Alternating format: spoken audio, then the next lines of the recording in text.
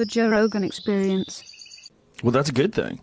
That's the more sensitive you are, though, the more you have to consider all the possibilities, and that's what could keep you up.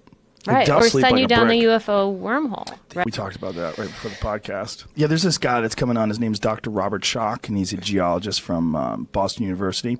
And he's worked on, there's some real scientists that believe it's entirely possible that the Sphinx and a lot of the construction in Egypt is far older than they think it is. I know all about this. Do you know all this? I know all about the rain runoff and how much erosion has occurred around the base or around the pit and it absolutely couldn't have been done, depending on like the way the Sphinx is built, where it's located, the siting, where its level is far older. So yes, it was somewhere in the neighborhood of 9,000 plus BC, because that's when back then the Nile Valley was a rainforest and somehow or another became a desert. And this guy's legit Boston University professor, geologist. He's traveling all over the place, but he's here for some UFO conference, and the UFO people wanted him to mention the UFO conference, and I'm like, fucking Christ with UFO conferences. You guys don't have anything. If you had something, it would be, what are you going to get together in a fucking Marriott somewhere and show some blurry picture of some fucking hubcap that someone chucked up into the air? Like, there's nothing. Everything that they look at falls apart under scrutiny. There's like a few videos. Okay, I'm going to back on this. Please do. Let's just say, what about, do you know the Disclosure? Yes, Disclosure Project. Yes. Okay, there was their first press conference when they got all the, I tend to be impressed by the military, ranking members. I'm sort of like, if you were guarding missile silos and you say you saw something hover above it and deactivate, I'm probably going to check that out a little harder. And there were just so many people that stood up, in that press conference and said that they absolutely had seen evidence, met extraterrestrials, seen the crafts, like in hangars, etc. Yep. And to me, they didn't look like they had that much imagination. They're the kind of people that I didn't think could really.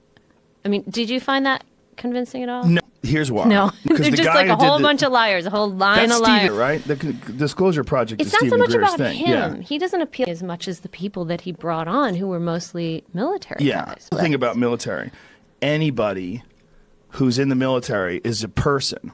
If you get 100 people together, one of them's out of their fucking mind.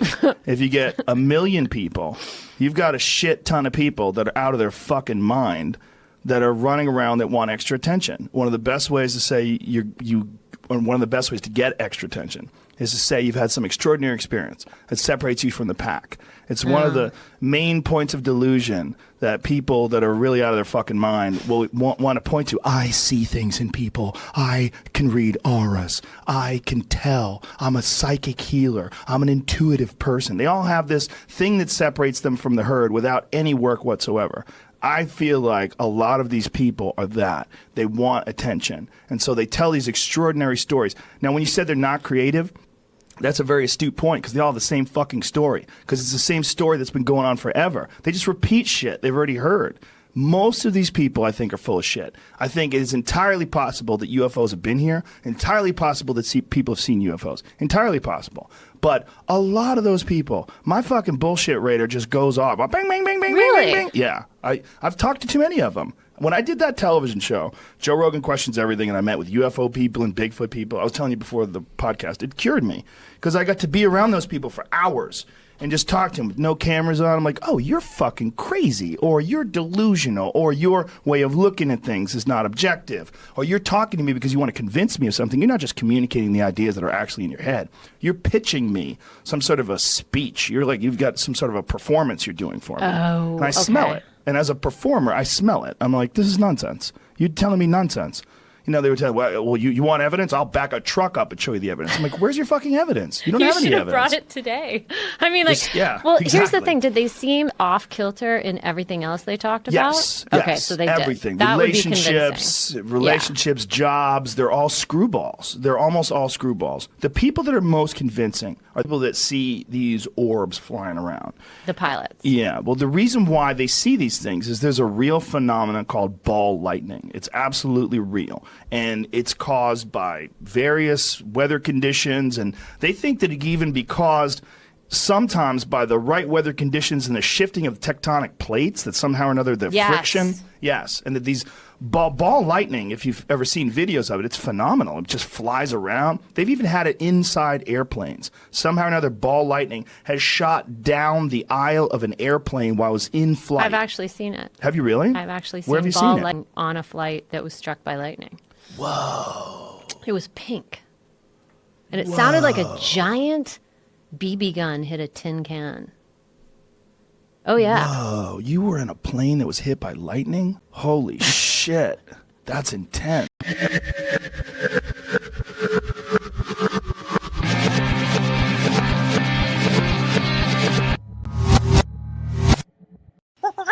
The Joe Rogan Experience. Now, I'm not in, believe it or not, I'm not into UFOs. I don't follow stories or, you know. Even listen. after your experiences? No, I'm fascinated with the technology, and it really irks me like every night I go to sleep that, you know,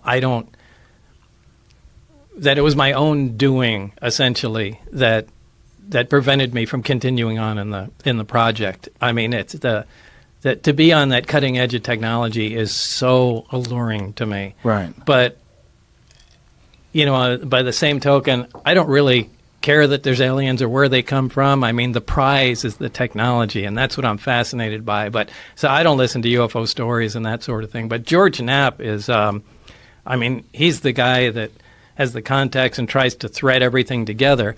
And what he recently told me is he found, I don't know, it was either documentation or people that he spoke to. It's that the existence of this project, the project that I was on, it's something that they seem to take out every 8 or 10 years. So that's a very specific, and this is actually, this is the first time I'll be very clear with people about it. It's a big topic of conversation right now. It's called the Wilson Memo. You can look it up. Admiral Wilson met with a scientist who's actually was featured in one of my films. Everybody has been debating whether or not this document of a conversation with a sitting admiral at the time is a real document. It's an actual conversation that happened, and this document is real. Everybody wants to know. The world is going crazy right now in the UFO world. I'll tell you straight up right now, I'm in the position to know, and it is a real document, that it is real. So the conversation you read in that conversation was had. I can't attest to every... You're not being very clear. Sure. Please. Nope.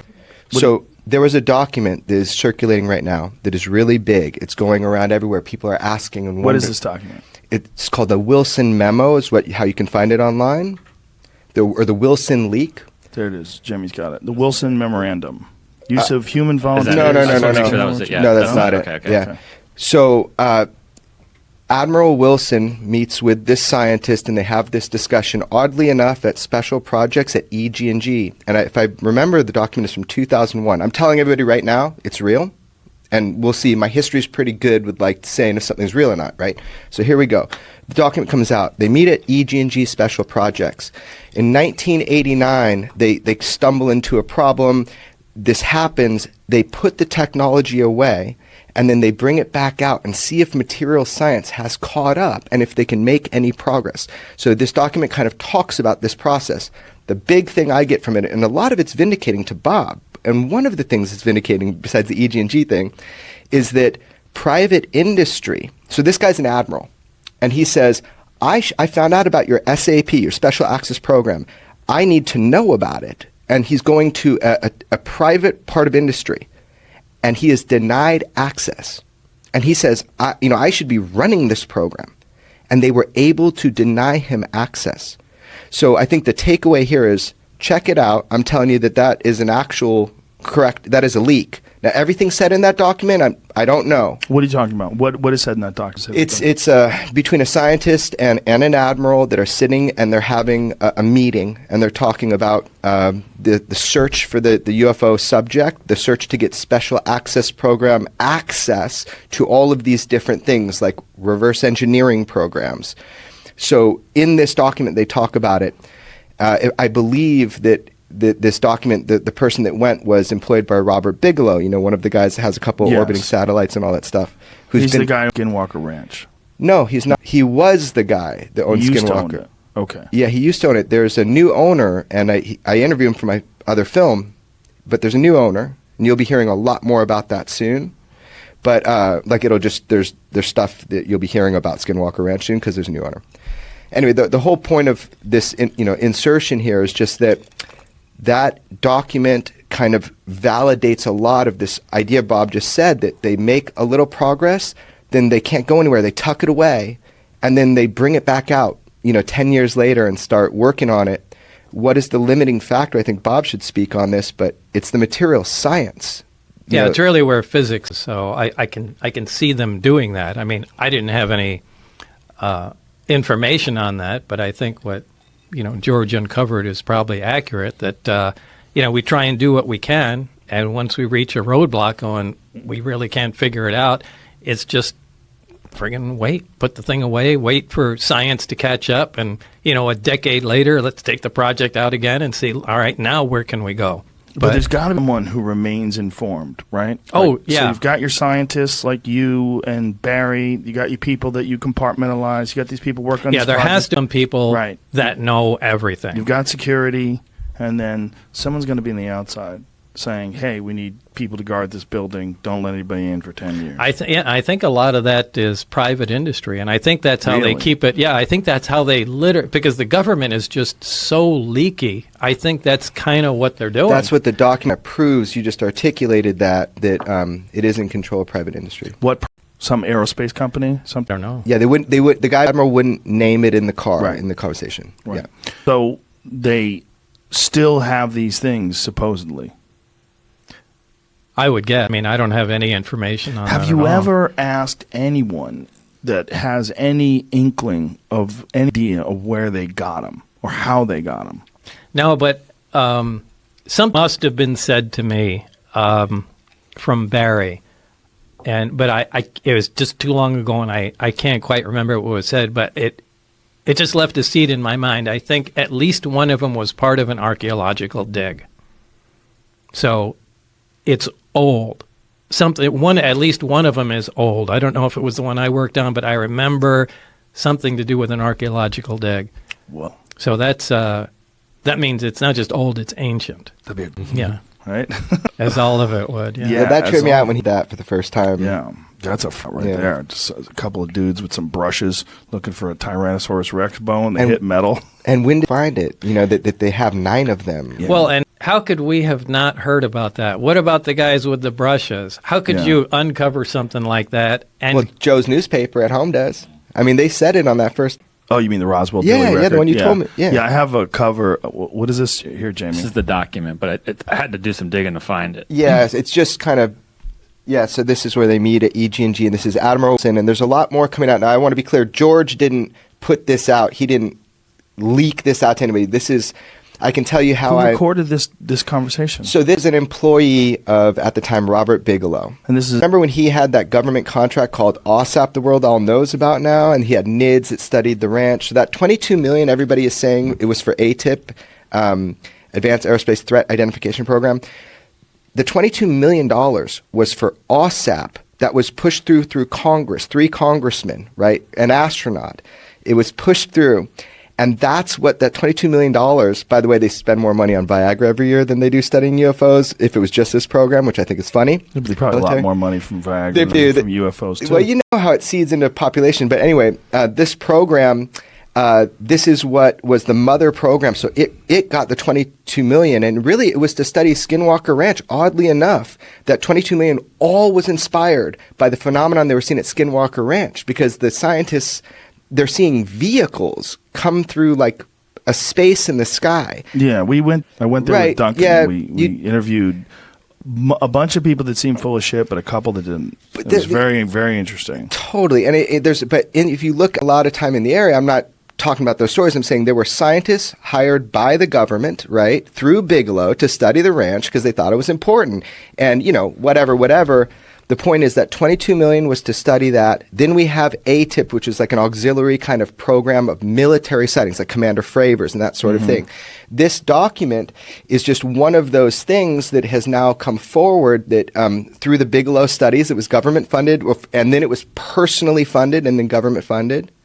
It's just one of those things that kind of shakes you, because you got this military guy who can't get access because of the private industry that's holding these non-terrestrial materials, that they can't study it. So that's the claim right now. Give it some time, let people dig more into this. It's fascinating, man.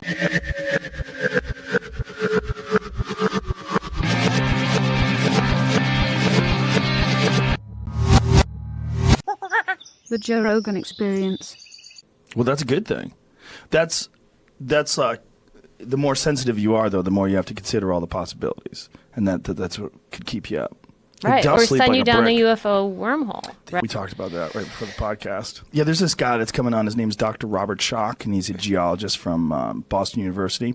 And he's worked on, there's some real scientists that believe it's entirely possible that the Sphinx and a lot of the construction in Egypt is far older than they think it is. I know all about this. Do you know all this? I know Okay. all Do about you know the Robert rain Schock? runoff and how Yes, much yes. erosion has occurred around the Yes. base or around the pit that Mm-hmm. and it absolutely couldn't have been done, depending on like the way the Sphinx is built, where it's located, the siting, Yeah.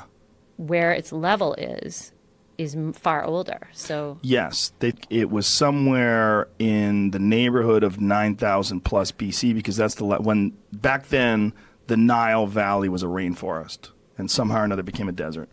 And this guy's, legit Boston University professor, geologist. He's traveling all over the place, but he's here for some UFO conference, and the UFO people wanted him to mention the UFO conference, and I'm like, fucking Christ with UFO conferences. You guys don't have anything. If you had something, it would be, what are you going to get together in a fucking Marriott somewhere and show some blurry picture of some fucking hubcap that someone chucked up into the air?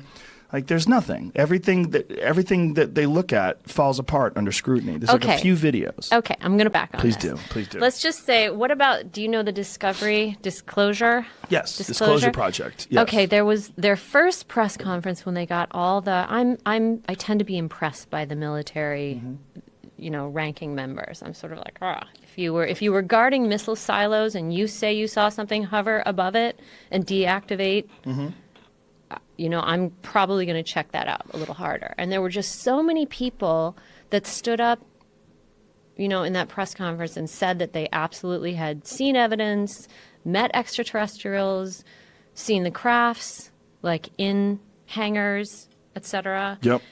And to me, they didn't look like they had that much imagination. They're the kind of people that I didn't think could really. I mean, did you find that convincing at all? No. Here's why. No, Because they're the just guy like a who did whole bunch of liars, a whole line That's of liars. Stephen, right? The Disclosure Project It's is not Stephen so much Greer's about thing. him. Yeah. He doesn't appeal as much as the people that he brought on, who were mostly military guys. The thing about military, anybody who's in the military is a person. If you get 100 people together, one of them's out of their fucking mind. If you get 1 million people, you've got a shit ton of people that are out of their fucking mind that are running around that want extra attention. One of the best ways to say one of the best ways to get extra attention is to say you've had some extraordinary experience that separates you from the pack. It's one of the main points of delusion that people that are really out of their fucking mind will want to point to. I see things in people. I can read auras. I can tell. I'm a psychic healer. I'm an intuitive person. They all have this thing that separates them from the herd without any work whatsoever. I feel like a lot of these people are that. They want attention. And so they tell these extraordinary stories. Now, when you said they're not creative, that's a very astute point, because they all have the same fucking story. Because it's the same story that's been going on forever. They just repeat shit they've already heard. Most of these people, I think, are full of shit. I think it is entirely possible that UFOs have been here. Entirely possible that people have seen UFOs. Entirely possible. But a lot of those people, my fucking bullshit radar just goes off. Bang, bang, bang, bang, Really? bang, bang, bang. Yeah.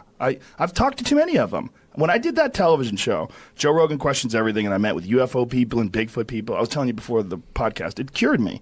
Because I got to be around those people for hours. and just talk to him with no cameras on. I'm like, oh, you're fucking crazy, or you're delusional, or your way of looking at things is not objective, or you're talking to me because you want to convince me of something. You're not just communicating the ideas that are actually in your head. You're pitching me some sort of a speech. You're like, you've got some sort of a performance you're doing for me. Oh, and I smell okay. it. And as a performer, I smell it. I'm like, this is nonsense. You're telling me nonsense. You know, they would tell, well, you want evidence? I'll back a truck up and show you the evidence. I'm like, where's your fucking evidence? You don't have any should have evidence. brought it today. I mean, like, Yeah, well, here's the exactly. thing. Did they seem off kilter in everything else they talked about? Yes. Okay, yes, so they everything. did. That would be Relationships, jobs, they're all screwballs. They're almost all screwballs. The people that are most convincing are the people that see these orbs flying around. The pilots. Yeah. Well, the reason why they see these things is there's a real phenomenon called ball lightning. It's absolutely real. And it's caused by various weather conditions. And they think that it can even be caused sometimes by the right weather conditions and the shifting of tectonic plates, that somehow or another the Yes. friction. Yes. And that these ball lightning, if you've ever seen videos of it, it's phenomenal. It just flies around. They've even had it inside airplanes. Somehow or another, ball lightning has shot down the aisle of an airplane while it was in flight. I've actually seen it. Have you really? I've actually Where have seen you ball seen it? lightning on a flight that was struck by lightning. Whoa. It was pink. And it sounded like a giant BB gun hit a tin can. Oh, yeah. Oh, you were in a plane that was hit by lightning? Holy shit. That's intense.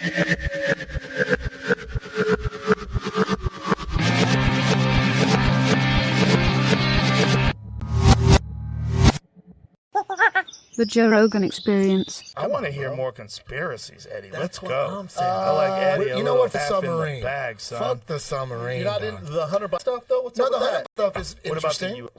UFOs, it's Project Blue We Beam. used to dog. be all in on UFOs. Dude, are you? back in the I was day.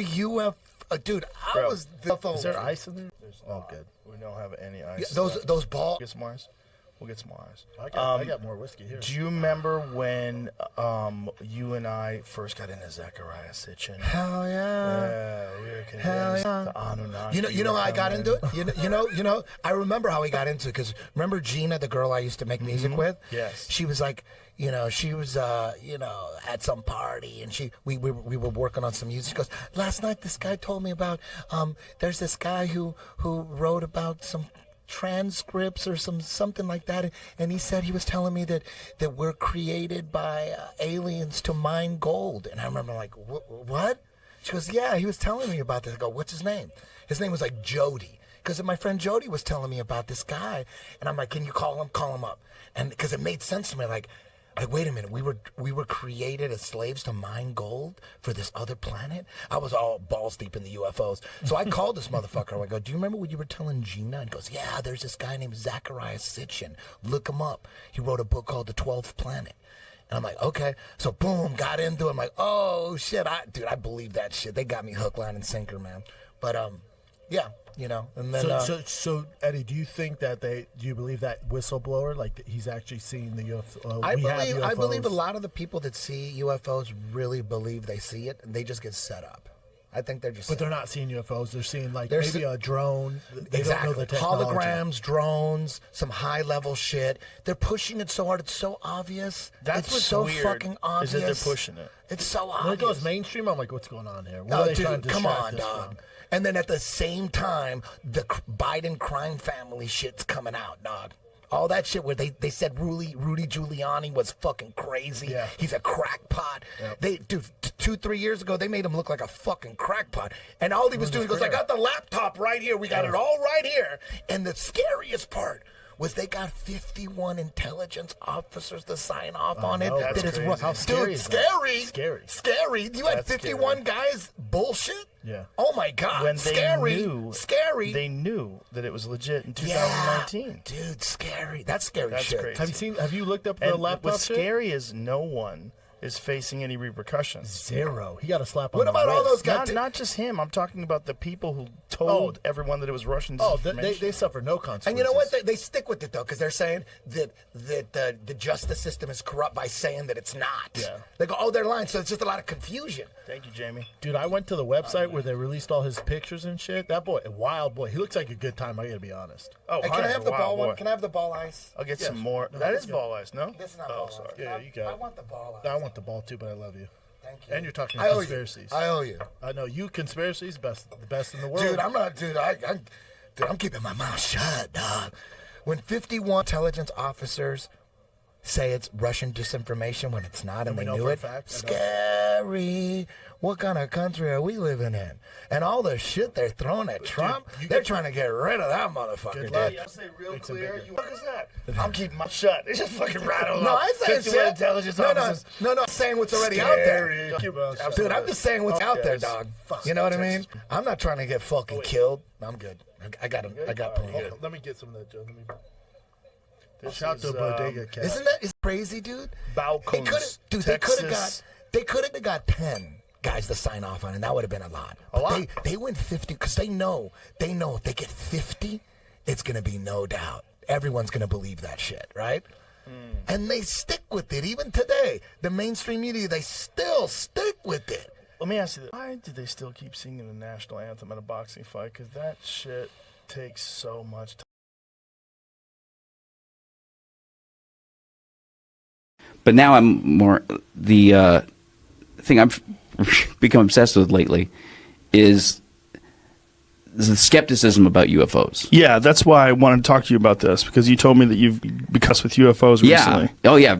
And it's Believer? like, yeah, totally. Really? Totally believe the UFO phenomena is real. I don't know what it is, but it has to be real. Something. Why is that? Because there's way too much evidence that it is real. What evidence? Radar evidence that the F-16 locked on a UFO, that footage, and also just like I know that a friend of ours, I don't know if she wants us to say it, but her father was an air traffic controller, and he told her, they said, yeah, every air traffic controller has seen something. Yeah. And I had another friend whose father was a commercial pilot, and she said, yeah, my dad said every single pilot has seen something, and they've all been told not to say anything about it.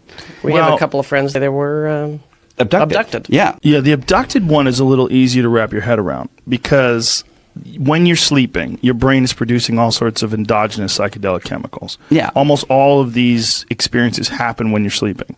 Almost all these experiences when these people are abducted, they're taken from their beds, which is when they're dreaming. Yeah. I mean, it's like there's some real clear, easy steps to follow if you want to follow Occam's razor and not get crazy with But it. it knocks those doesn't knock out like Barney and Betty Hill and all the people that are abducted while fully conscious and that remember it without hypnotherapy. The abduction phenomenon. But I don't know Barney and Betty Hill. I know the story, Yeah. but I don't know them. Yeah. So I would have to know them, because Yeah. there's a lot of people that I've like. I did a show for Sci-Fi called Joe Rogan Questions Everything. Yeah. I watched that show. That cured me.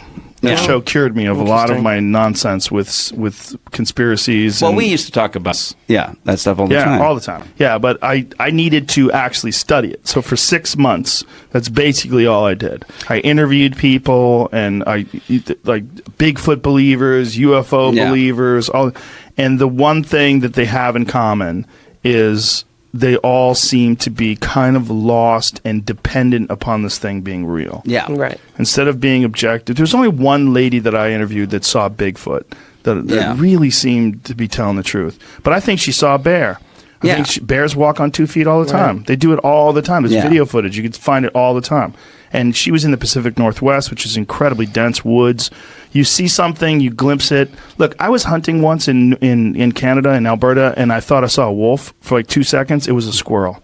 Okay? Understand this. A This very is, big like, squirrel? What is that? Wolf? No, it's squirrel. Yeah. No, I just saw fur. Right. I saw fur, and I was, because it's really But you're dense convinced. woods, because I was looking for fucking wolves. Because I was like, because I know we did see one wolf. It crossed the road. It was either a wolf or a coyote. It was hard to tell because it was at dusk. It was very dark out. But when you're looking for something, you think everything is that thing you're looking for. Yeah. So like for a second, Expectation's a huge- I thought that fucking squirrel was a wolf. That's funny. Yeah. Well, expectation and perception are very linked. Yes. Yeah. Yes. Well, there's also that they found that that 50% of everything you see is a product of memory. Yes. That when you observe something, they've done fMRIs, and that most of the activity in the brain is in the memory centers, not in the visual centers. Interesting. About 50% of the activity is in the visual centers of the You brain. know, the That's crazy. The UFO Yeah. thing, when I was a kid, I went and saw Carl Sagan speak at U of T, at the University of Toronto, and I was like, 14. But he did an equation on the board of the possibility of alien life other than us in the universe. And it came to the smallest, he spent the whole time writing on this chalkboard. It was fascinating. But he actually came up with a number at the end. And it was such a small, he says, there is something out there, but they are so far away that that unless they can go faster than the speed of light, which he said was impossible at the time, this is the 70s. Yeah. There's no way we've seen them. That's what he said. So if some other beings have conquered the speed of light thing, then maybe we could see them. Yeah. That's a thing with the problem with this skepticism in general is that it, like the skeptics of the 19th century were the ones who said germs don't exist. Right, because we can't see them. And people who said germs did exist were ridiculed and laughed out of the trade.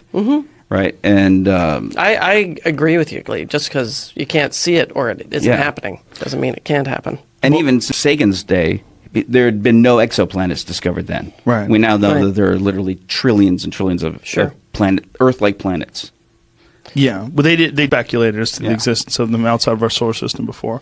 The real problem is that there's a leap, a technological leap that opens the doors to massive innovation. Yeah. That once this happens, and then all this stuff sort of exponentially expands in terms of technological possibilities, all you would need is a few hundred years, and you have an unrecognizable set of technology. Yeah, sure. Well, you were talking CERN. The whole antimatter idea that they're still trying to figure out. Yeah. That's an insane source of energy that we have never even experienced. Yeah. With a grain of sand that can run a city. It's that big. Yeah. And then there's also a theory, there's a recent one, that space-time itself doesn't exist.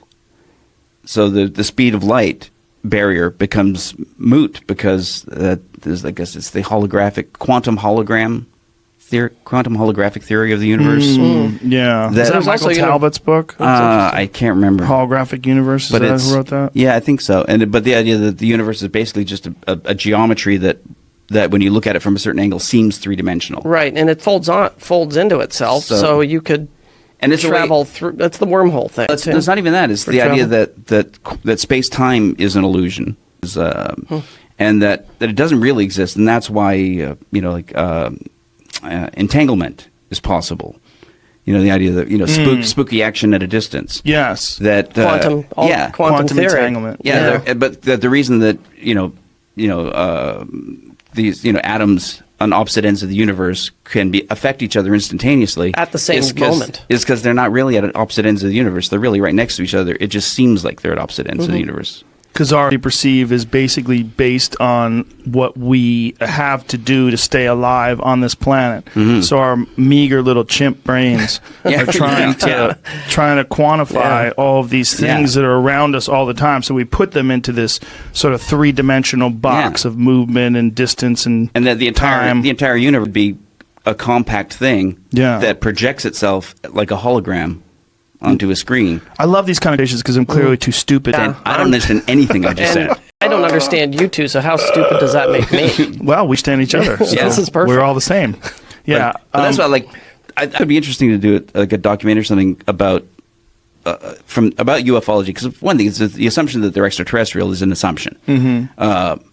But the thing that intrigues me is the power of ridicule to silence even the most intelligent people in our community from examining something. Like the ridicule kept doctors from accepting germs. Sure.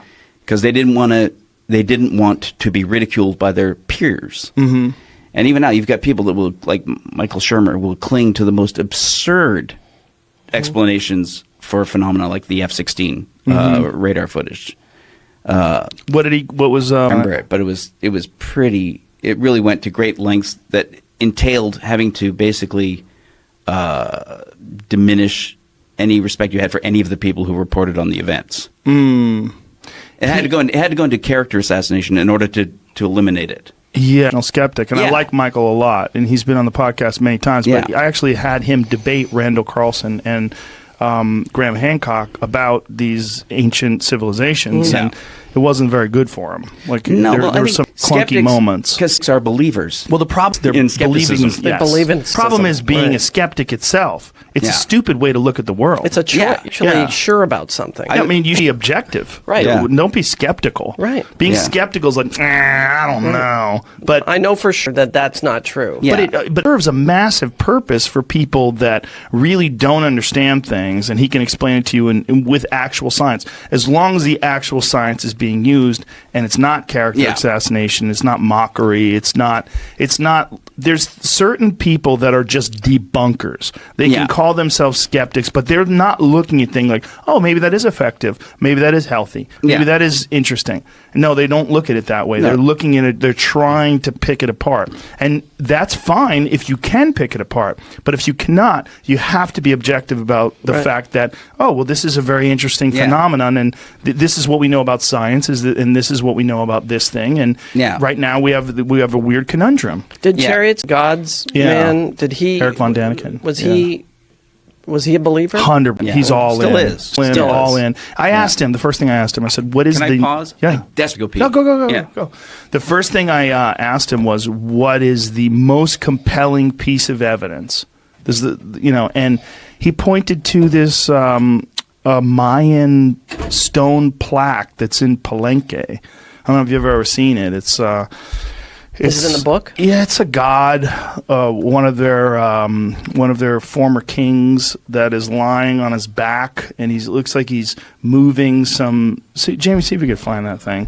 It's this really cool carving that they found that looks like there's a guy who is in a seat, and it looks like there's fire behind his back, and you could say say that he's manipulating controls on a ship, and he's shooting a rocket into the heaven. I would like to see what the mainstream version of that is, because also it could just be art.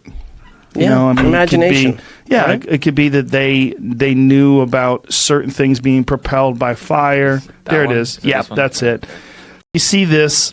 I mean, that's a big ass stretch to say that guy's in a skip. I don't know what the fuck that is. He's sitting down. Looks like an altar, kind of, to me. It could, but it does look like he's looking through an eyepiece, right? That's true. But what does that mean? Is it a telescope? Maybe he's just got a telescope. Maybe it's just an astronomer. Yeah, it is possible. I don't think they had telescope. No. I don't think a telescope was even invented till... No, did they even have glass at that point? Oh, I don't know. Well, I don't know if the Mayans did. Wow. But that was his number one piece of evidence. I was like, that's kind of silly. I mean, when we were kids in the 70s, Bigfoot, and Chariots of the Gods and everything was so new. Hey, look at this image. Look at the bottom of it. Even the part where the flame's supposed to be coming out from below him. Which flame? Yeah. Where's the flame? What's the flame? I guess the flame is the shit at the very, very bottom. But I mean, I'm not even sure I buy that.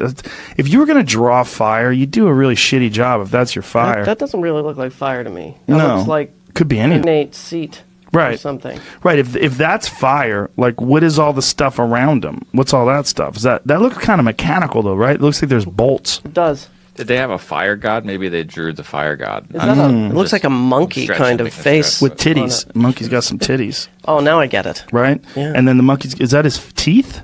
It's the first Hooters. They look like arms, actually. Right. Yeah. It does. It could be arms.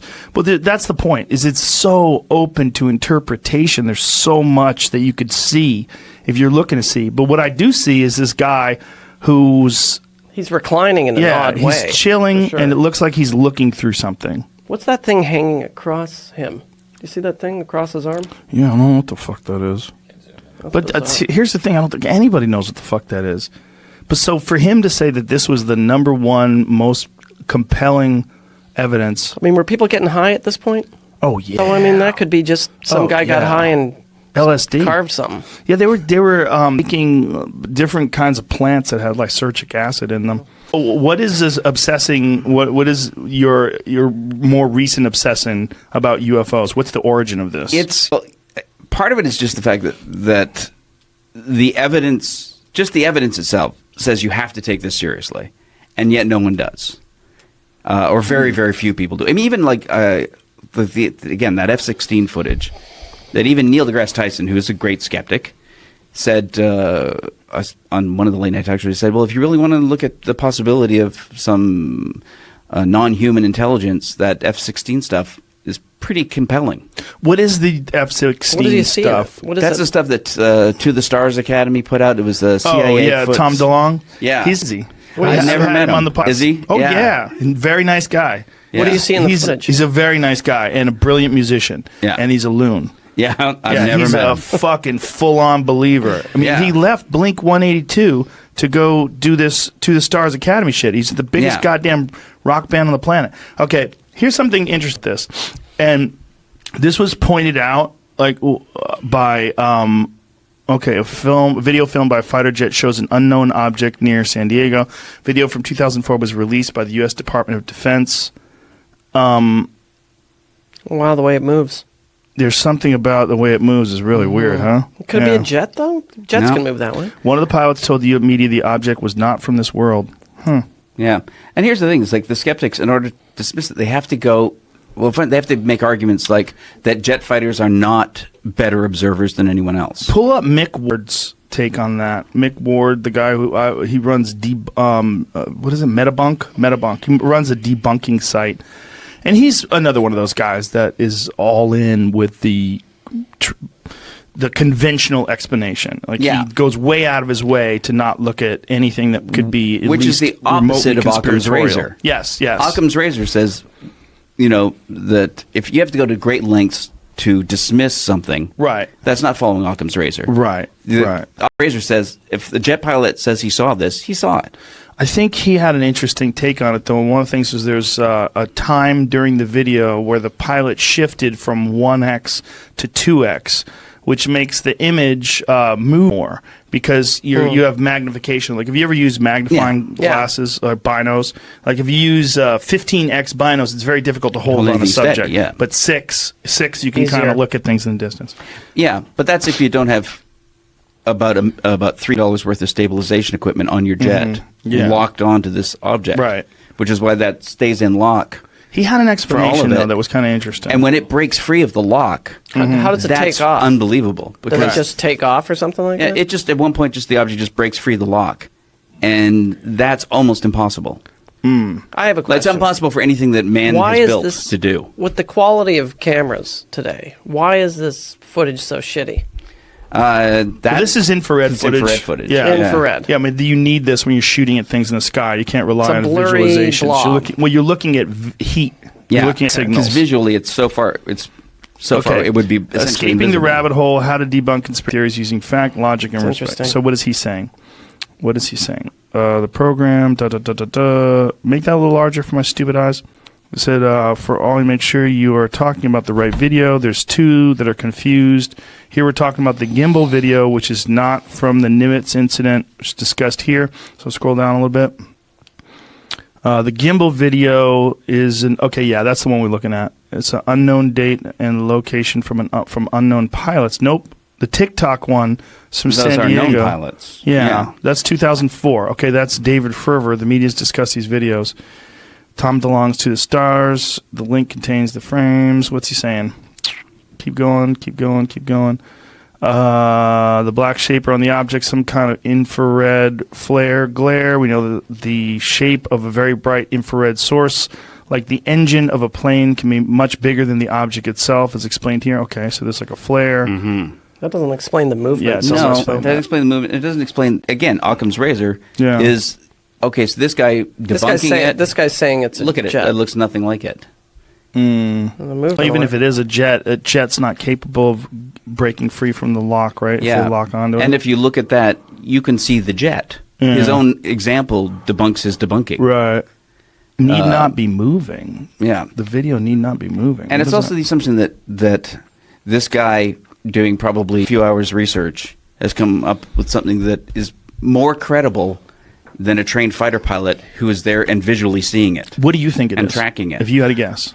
I don't know. Let's get it is another planet. it is an intelligent craft. It is a craft being piloted intelligently. Why aren't they talking to us? We're fucking apes. Why would you? Yeah, it's just like don't Nobody know. talk to us. if We're you're- assholes. When you look at it, when you look Oh, at yeah. the air. No, I forgot. You're right. Fucking plastic straws everywhere. That's right. Yeah. Oh, we cured it. No That's more right. plastic straws. when you're looking at an ant colony, you didn't go, "Listen to me, ants." Yes. You just looked at them. You know, there was No, yeah, I and they say, agree. why don't they go to the White House? So, well, why would you, when you look at an ant colony, go, I must speak to the queen? Right. You know? Yes. No. I've always said you that, just look at yeah. ants. Yeah, that's what the most ridiculous thing about like the old movies. Like the old movie Land on the White House Lawn. Right. You know, Yeah. like right? Yeah. Like what is Day the Earth Stood Still. That's it. Yeah. Baratu Niktu, Yeah, yeah. whatever that thing was. Yeah. Klaatu, Niktu. Barata, Yeah. Niktu. Yeah, that's the Day the Earth Stood Still was like, what Yeah. was that, 1940 or something? 50s. 50s, 54, 55. something like that. Fucking great movie. I Great watched movie. it. I watched it really recently. Because it's a Remember Christ when they- I love remember Christ they- parables. A little Christ bit, stories yeah. are great. He was a Christ parable. Yeah, well, his name was right. John Carpenter. Oh, that's Oh, right. was it? JC. That's right. Christ was a carpenter. What do they That's do? Don't they right. shoot that object out of his hand the first second he pulls it out? Do you remember he has that thing that's going to Yes. cure cancer? Yeah, they shoot him. They shoot And they just they shoot it out of his hand immediately. Yeah. And then at the end of the movie, he is killed and resurrected. That's right. Right. Yeah, they He's, shoot him and he comes he's back taken to by life. the robot. Takes Yeah. him to Yeah, the robot. So- Yeah, Love what that a goofy robot. Yeah. very tall. Yeah, but Yeah. and like looked like you would want a robot to look in 1950. Yeah. Yes. Yeah. All Smooth. metal and shit, smooth. Yeah. Chrome. Yeah, those were the days. We thought that they would communicate. Like, wasn't there a whole rash of them that were seen over Washington D.C.? Yeah, there was a period, dozens of UFOs tracked and admitted by the government that they were tracking them and watching them. But they essentially, and then at the end, their explanation was nothing particularly important. You know, we have a mutual friend who claims, I won't say her name, but she claims No, she and was... I feel bad because I wrote her off as a lunatic when I first heard it. Yeah, well, she was claimed to be abducted. Yeah. And then I was doing a show with her years ago, and she was telling us the story. Oh, like, that's pretty funny. And she says, and then they took a scoop out of my back. And I'm like, a scoop? They took a scoop out of your back? And she showed on her back shoulder, there was a hexagonal diamond-shaped scoop out of her back. A divot. That It was hex. Yeah, that was Clearly? clearly. And no scar tissue. Maybe she's a crazy. No she's- scar tissue, I man. know how to make this story stick. Yeah. Give a little punch. But I, A hole punch back there. I worked at a bookstore at the time, years ago, and I went into the alien section. It was the world's biggest bookstore in Toronto. That was the name of it. And of course, I went to the alien section and just looked all this crap up immediately, and there are other people Yeah. with the scoop. Well, there's a lot of other people Yeah. with You the know. abduction stories. Some of them have like little pieces of something in their body. I remember you talking to me about this many, many years ago. I was like, oh, Dave's interested. And so you were talking about people that have alien implants in their body. Yeah. I think to me, it's just, I guess the thing that I'm kind of obsessed with now is just because we're comedians. Yes. And Well. the power of ridicule to silence debate is unbelievably potent. Sure. And we're part of that. We're part of the machinery that was used very, very consciously by the government to silence any inquiry. You know, it was like, feeding the story the right way to late night talk show hosts made it so that nobody would talk about it. So do you think that the government consciously fed those ideas to like Johnny Carson and those folks? Yeah, to make the UFO phenomena ridiculous. Do you think they did that to avoid mass hysteria? Like if you're the government and you know there's nothing out there, but you see these people freaking out, you go, okay, look, we've used all of our military might, all of our scientific power, and we don't see shit. I'm not buying this, but these people are freaking out. This has the real potential to get out of hand and go sideways on us. Let's just start making fun of this. Yeah, I think it's more likely that there's something there that they feel powerless to control. Do you think Kennedy was down into the basement of whatever and shown the alien sitting there. This is what I I don't say of aliens in regards to Trump. If there's anybody that would fucking tell us it's him. Trump. He tweeted He immediately. would tweet it. He Yeah. would tweet it. Looking and, at an alien. UFOs are real, but CNN is fake. Yeah. Yeah. Yeah. I mean, it's still the failing New York Times fails to find UFOs because I'm they're looking real. at one right That's now. what- I'm if at the guy- Area 50. He does have the evidence. They are never going to show it to Trump. Right, that's the problem. Yeah. Like, what's the point in being president if you can't find Yeah, out I about thought that's- UFOs? Yeah. If I knew that to become president meant you get all the access to UFOs, I might go, Yeah.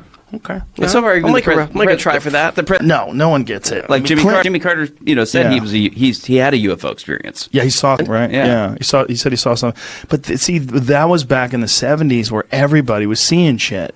They were all talking about things. It was part of the zeitgeist. It was. People were legit, like after Close Encounters of the Third Kind, especially, people Yeah. were legitimately thinking that aliens were going to come. Yeah, Yeah. he proposed a possible scenario in that movie. was so good. It- Yeah. It wasn't anything you expected it was going to be. But like here, I was going to say here, like another example is like the Rendlesham, like that of the F-16's locked, footage, like Rendlesham Forest, where they claimed that these American soldiers in the woods out in England mistook a lighthouse light for a spacecraft.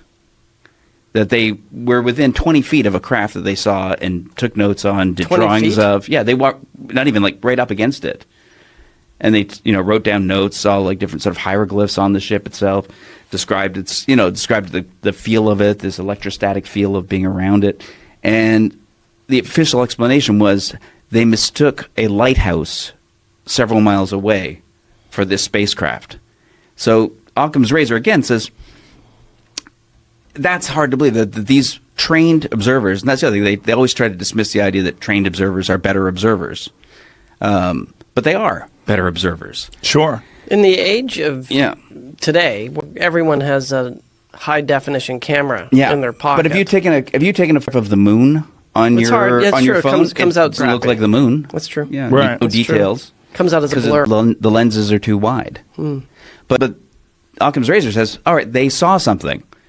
But they, because what is the likelihood that trained observers who have been on this base for years on this night would mistake a lighthouse that they've seen every night for the entire time they've been on this base for a UFO?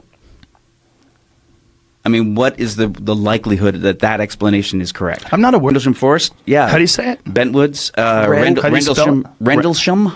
Rendlesham. Rendlesham Forest. Yeah, it was Bentwoods. It was 2 nights. Sounds like a character actor on Columbo. where there was and it's a nuclear installation. And Rendlesham Forest. The as- nuclear installations are always ripe with UFO stories. Yeah. Yeah. What year was this? This was in the 80s. 1980. Yeah. Interesting. And it's, and it said, obviously the obvious explanation is, well, not the explanation, the only thing you can accept is that these observers saw something Right. and described it accurately. Is it something that had crashed? If you want to say that, no, it came down, was landed in the forest, and They then looked at and it? took off. What do you think of the Roswell And case? the night before that, Roswell, I think it's probably true. Real? You're all in. Yeah. Wow, Dave, I never knew that. But I mean, because It's interesting. again, because the cover stories for it are so much less believable than an alien. Yeah, I used to have a joke about Yeah. that they put on the paper that they have recovered a crashed UFO and alien bodies. And the next day they said, we made a mistake. It was just a balloon. Well, what about the bodies?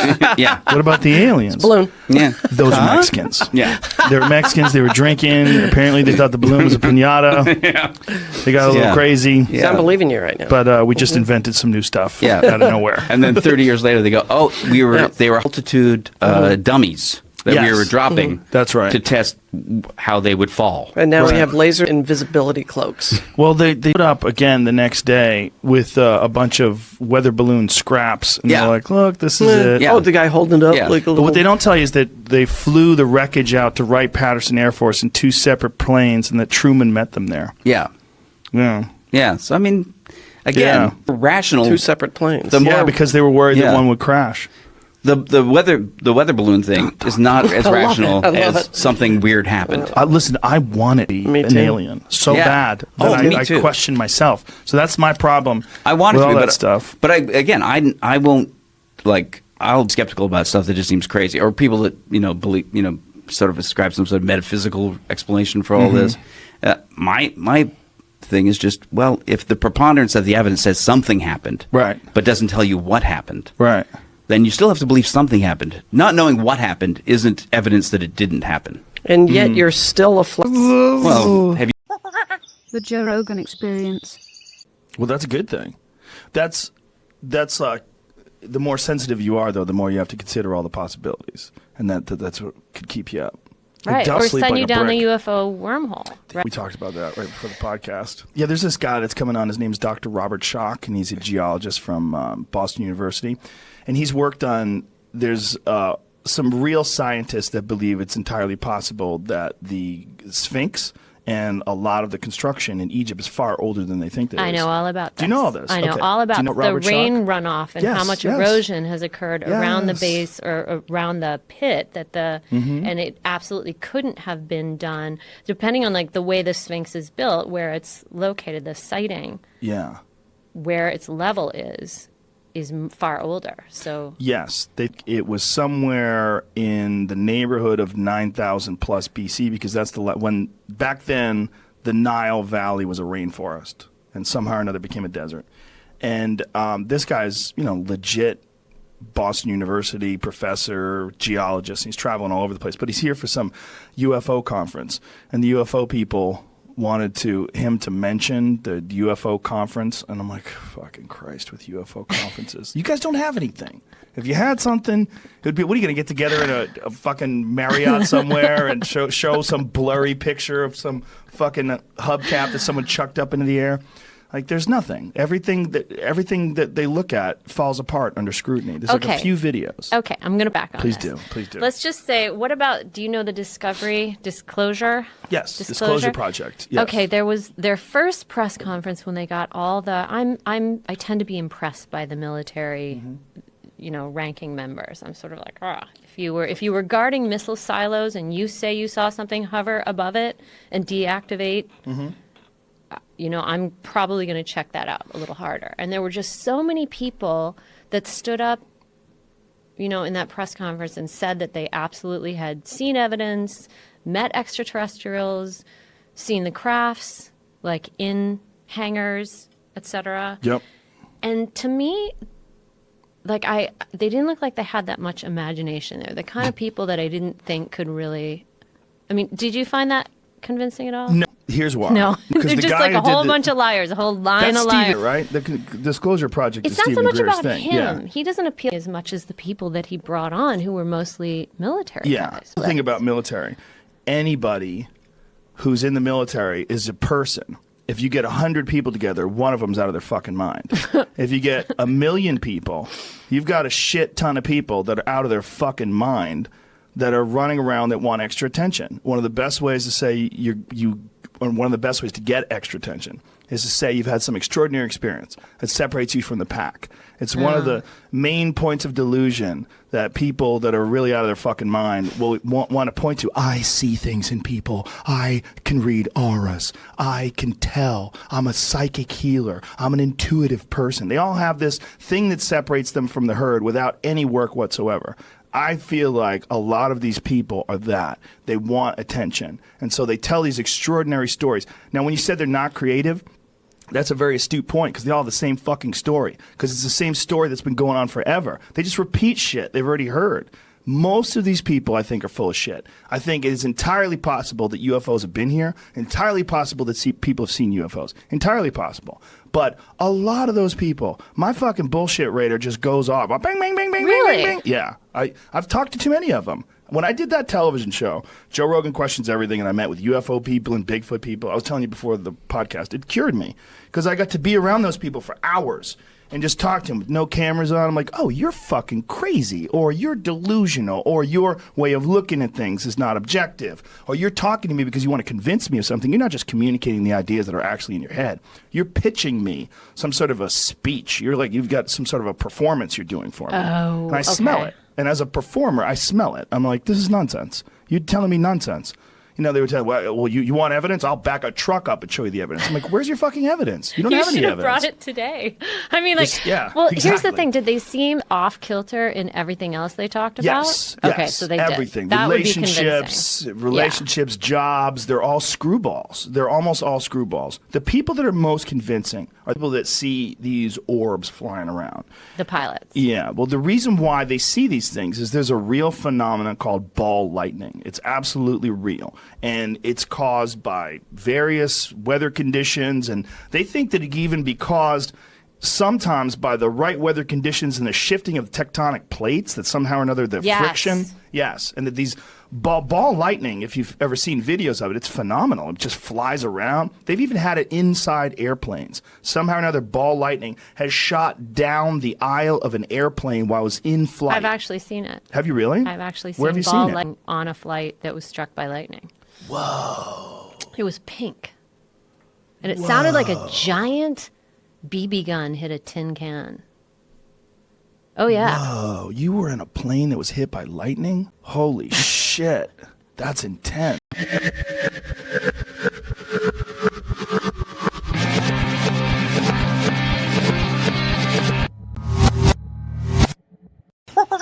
The Joe Rogan Experience. You know, Les Stroud. Yeah. He did that show about Survivor Man Bigfoot, yeah. but it just went away.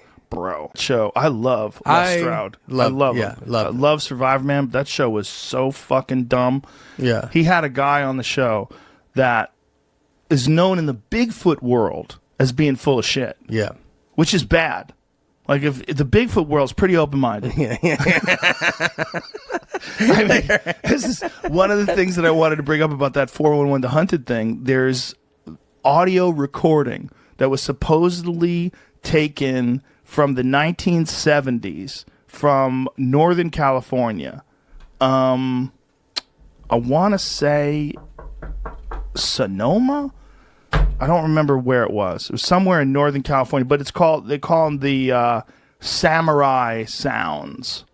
The samurai, and it's the weirdest shit ever, man. It's like these guys had this spot that they would go into the mountains, and they would hunt every year. And they built this structure out there, and then they brought recording equipment, and they claimed to have recorded sounds of these animals, these Bigfoot, and that these Bigfoot were around them all the time while they were up there. Now, what's crazy about it is the sounds are so weird. It sounds like someone pretending to be Japanese that doesn't actually speak Japanese. Yeah. Have you ever heard it? No. We'll play it for you. It's because it's the weirdest shit. It sounds so strange and so fake, but, you know, like they have these quote-unquote experts that say the human voice is not capable of making sounds remotely similar to this. The range is...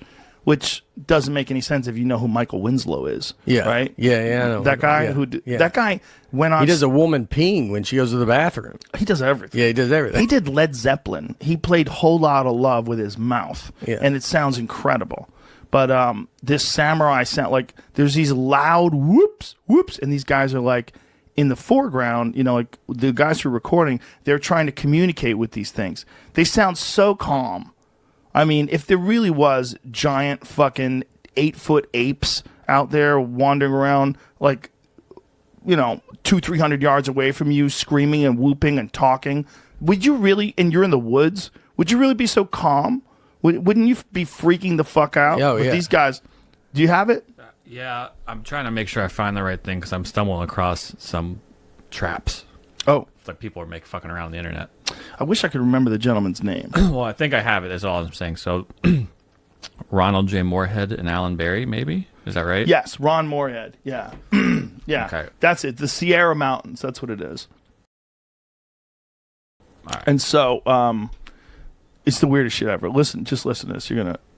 I read what it could be, but we'll listen first. It could be bullshit. Yeah, That's what well. it could be.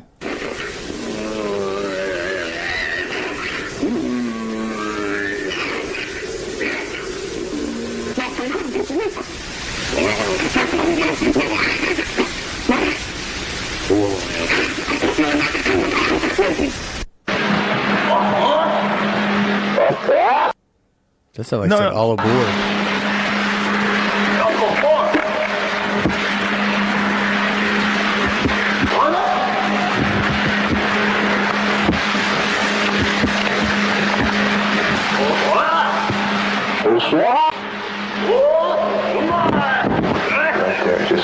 Listen. This is hold on. Stop. This is a terrible version of it. Wow. There's a better version of it where you can hear the guys really clearly. The people talking. I don't know why that's so scratchy. But they're like, they're over by the lake. Like they're talking like that. And they hear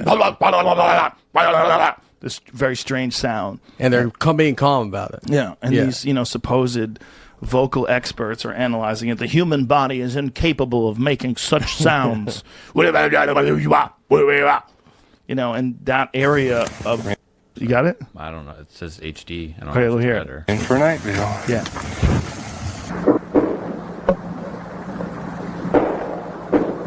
They're knocking. That's another thing that Sasquatch do. They knock.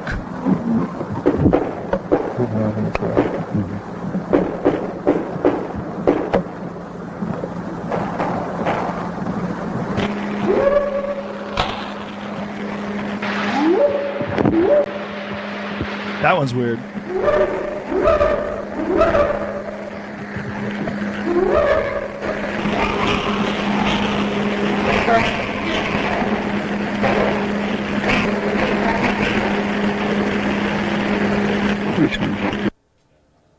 Scoot ahead a little bit and hear the samurai sounds.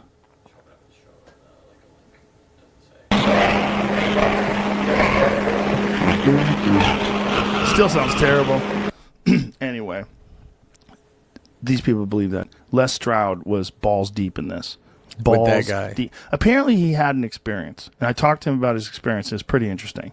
He was in, not with that guy, but he was in Alaska, and apparently he heard some crazy noises, like some monkey sounds outside of his, in the middle of nowhere. No one was anywhere near, and he said he heard something run away, some bipedal sound of something running away. But again, even though he's an experienced woodsman, and he's a guy who's, camped out countless nights in the middle of nowhere and survives in the middle of nowhere and documents it. Like, he's the reason why those survivor shows exist. Yeah. Because that guy literally would starve to death and try to eat, like, bark and whatever the fuck he could for 7. You could see his face, like, sinking in. He was losing weight. I mean, he really did do that. He did all sorts of different things to try to survive and then documented how he was doing it and what he would do. But he got obsessed with Bigfoot and then developed that Bigfoot show. And unfortunately, a lot of people lost a lot of faith in him because of that. They're like, no, you're the legit survivor guy, and now you're doing this show, and this is why it's ridiculous. There was one episode of the show where they had this guy who he was with who had video of a Sasquatch, like high-definition video, and it looks so fake. Yeah. It's like he's like the Sasquatch is looking at him through the woods, and he's like, there he is. And it's a guy with a mask on. That's how he goes. He yells out, "I'm a Sasquatch." You're like, oh god, he just yelled that out. Makes the samurai noise. But this, the guy who had the video is known to be like full of shit, and here he's got this guy on a show, and then he, is this real? You be the judge. Like, yeah, I'm gonna say it's not real. It's a guy with a fucking mask on. I think I did that guy was very not respected. Yes. In that. By the Bigfoot community. Yeah. The Bigfoot community. Again, very open-minded. Yeah, very just everything. Was other like they would see trees that would fall over like in certain patterns, and they were convinced that Sasquatch was leaning these trees against each other. I thought it was not to let you know where not to go. Yeah. They had this. I mean, it's all theory, right? This idea. Yeah, I think I've been following the wrong guy, dude. I believe stuff that you like's fake. I'm like, yeah. I only watched that Les Stroud one because of that other guy. Well, I want to be real. That's the thing. I do too. If someone had a convincing Bigfoot encounter where they caught it on video, where I was like, "Holy shit, what is that? Like, what is that?" Or there was something, but there's nothing. Like I've talked to a lot of those people when I did this show called Joe Rogan Questions Everything for Sci-Fi, and me and Duncan Trussell actually went camping in the Pacific Northwest. We didn't really camp. We pretended to go camping, and then we went to a hotel. Yeah. And then we Yeah. came back the next morning, like, well, rough night of camping. But we were out there for days trying to look for Sasquatch and talking to people that hunt for Sasquatch. And the one conclusion that we came to is it's a bunch of unfuckable white dudes. Like, yeah, that's just out there. Yeah. just out there Yeah, camping. yeah. It's just, but the desire for it to be real is so strong.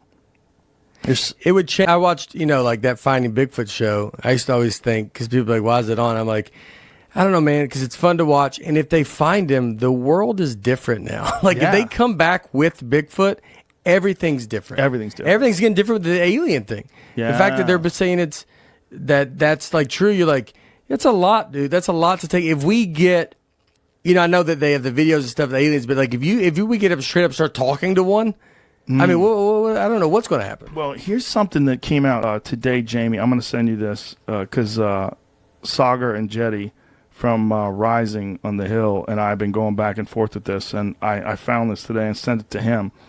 It's I'll send it to you right now, Jamie. It says paradigm-shifting UFO tech that alters space-time is operable. U.S. Navy Chief Tech Officer.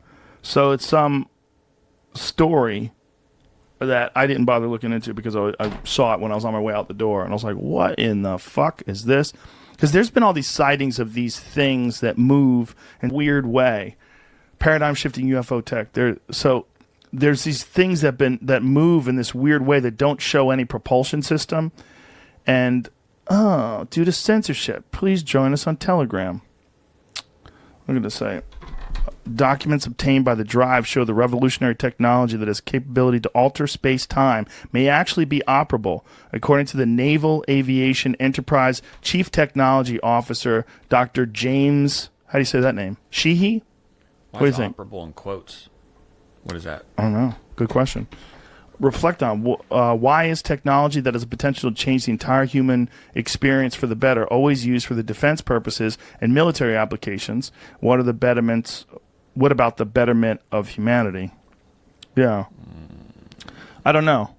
But it's Christopher Mellon, who's that guy who keeps coming up with all this UFO tech stuff. Can you scroll back up, please? Someone's just like writing. I was reading through Twitter. It's like a story. It's not really like an article. Right. Twitter feed of Christopher Mellon, the former Deputy Assistant Defense Secretary for Intelligence from 1997 to 2002. Doing so, I came across an interesting post from the Drive regarding documents they received via the Freedom of Information Act regarding a space-time modification weapon developed by the U.S. Navy, which apparently has already gone through experimental testing. This, in turn, led me to evidence suggesting that other revolutionary type of technology that could no doubt be used to change the world for the better, blah, blah, blah, was already operable. Yeah, I don't know. But this is what, if you pay attention to the UFO world, do you pay attention to that shit at all? Not, like, actively. There's a guy named Bob Lazar. And I do know that from, because you talked to him. Yeah. It was one of the weirdest conversations I've ever had. Because you're like, I mean, are you crazy? Are you full of shit? Or is this real? Yeah. Because if it is real, wild. This thing is a special effect created, a guy who is a special effect artist. Do you remember his name, Jamie, who made this thing for us? This gentleman, he's got a designs by Perry at Instagram, and he created this thing, and this is like a scale model of what Bob Lazar supposedly worked on.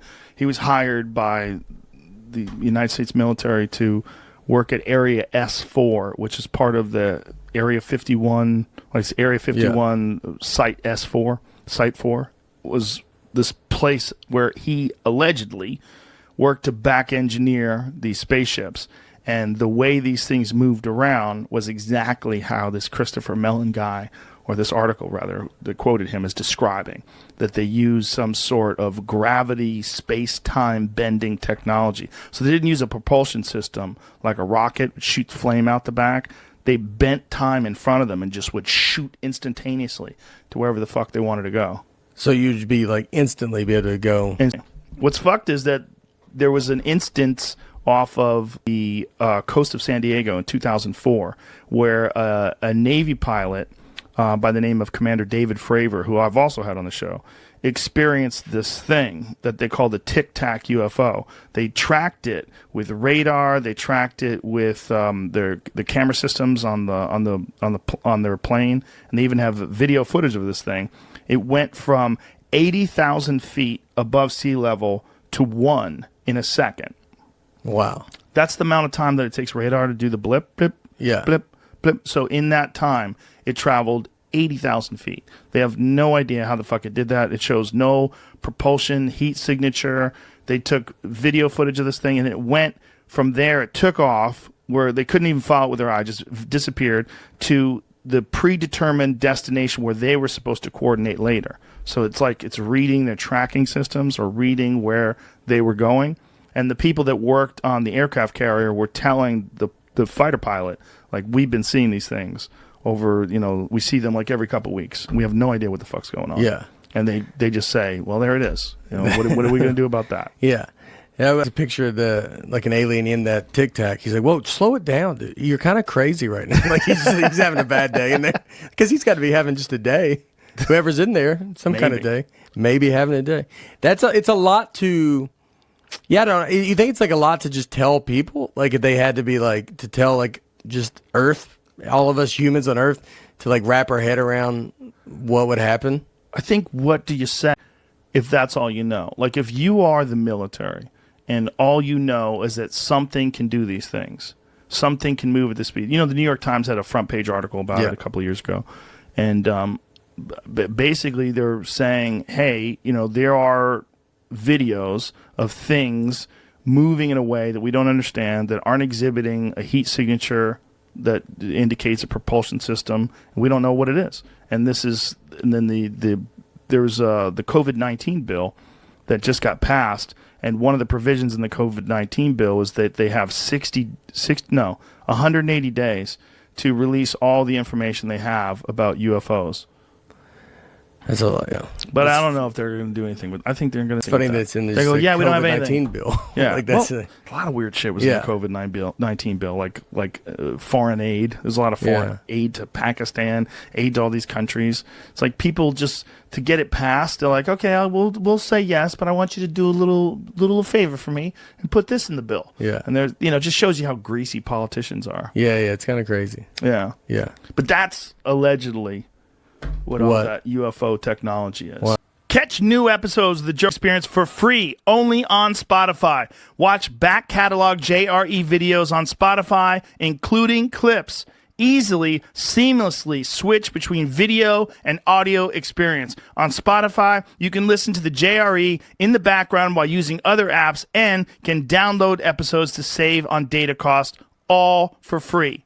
Spotify is absolutely free. You don't have to have a premium account to watch new JRE episodes.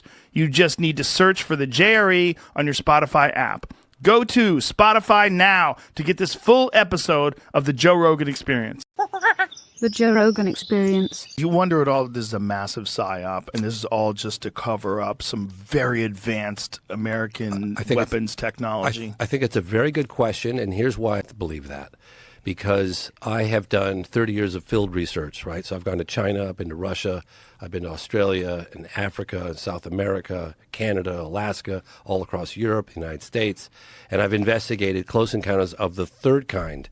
And I would ask your audience, don't take it from me, but the United States Air Force investigated and categorized close encounters of the first, second, and third kind, right? During their official capacity, Project Sign, Project Grudge, Project Blue Book. Great fucking movie, by the way. If you haven't seen it, folks, Close Encounters of the Third Kind, probably the best alien invasion movie of all time. Dr. Nick has a cameo appearance in that film. Did you know that? I had heard that. Yeah, I don't remember who he was, though, but wasn't the French guy? Yeah, Jacques Vallée. He's supposed to be Jacques Vallée. Jacques Vallée, well, there's a guy acting his part, but actually Dr. J. Allen Hynek, who is a scientific advisor to Project Blue Book all those years for the Air Force, actually has a cameo appearance, smoking a cigar during the encounter. And that's him. Right. That's Hynek. Hynek. That's right. Yep. Smoking a pipe. Smoking a pipe. And a lot of the cases down to Richard Dreyfuss's face being burned by the UFO, those came directly out of Project Blue Book files. Even the description of what the entities looked like. Close encounters, again, close encounters of the third kind. This is the United States Air Force documenting this stuff.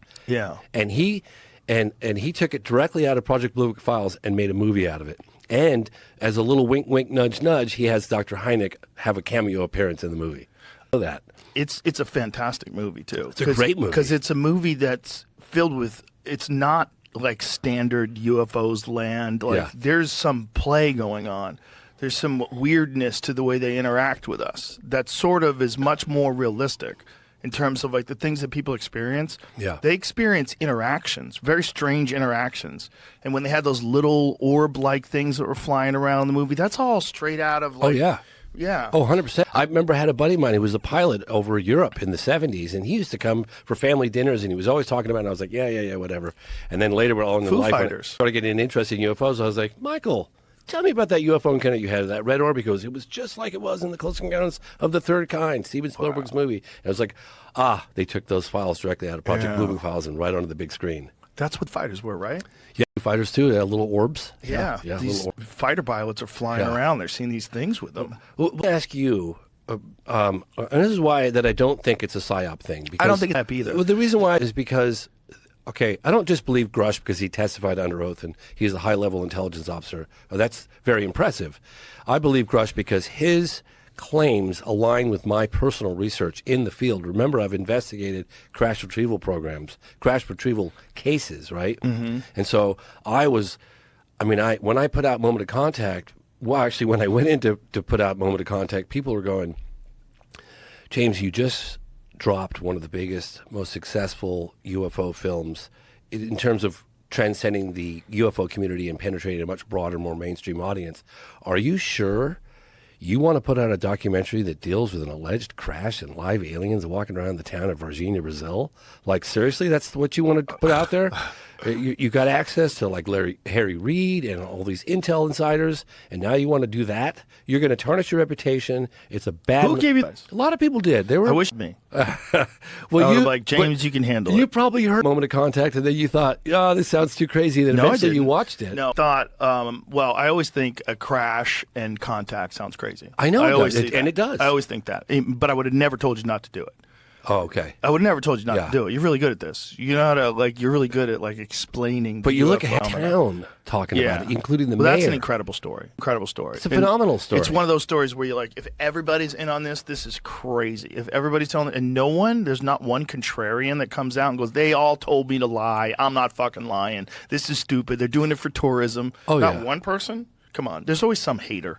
There's always some hater who wants to ruin your gag. I remember. You know what I mean? I told you. I remember when I was making Moment of Contact and I wasn't done with it yet. Lou Elizondo was like, he's like, James, he called me up. He goes, I need a copy. I was like, the film's not done. I don't care. I need a copy. Give me a rough cut. I don't care. I was like, okay, what's the urgency? And he's like, you don't understand who's watching this right now. So I was like, okay. So I'm giving him copies, and I had absolutely no idea ever in 100 million years that I think we're going to be having, months after the release of Moment of Contact, a congressional hearing under oath that was a crash retrieval program. What year? Biologics. It came out at the end of 2022. Do you think he watched it? Do you think he sat down with Biden? That would have been wild. Could you imagine Biden? He's been so dismissive of it all. Obama said a lot more about it. Why? Because he's in space.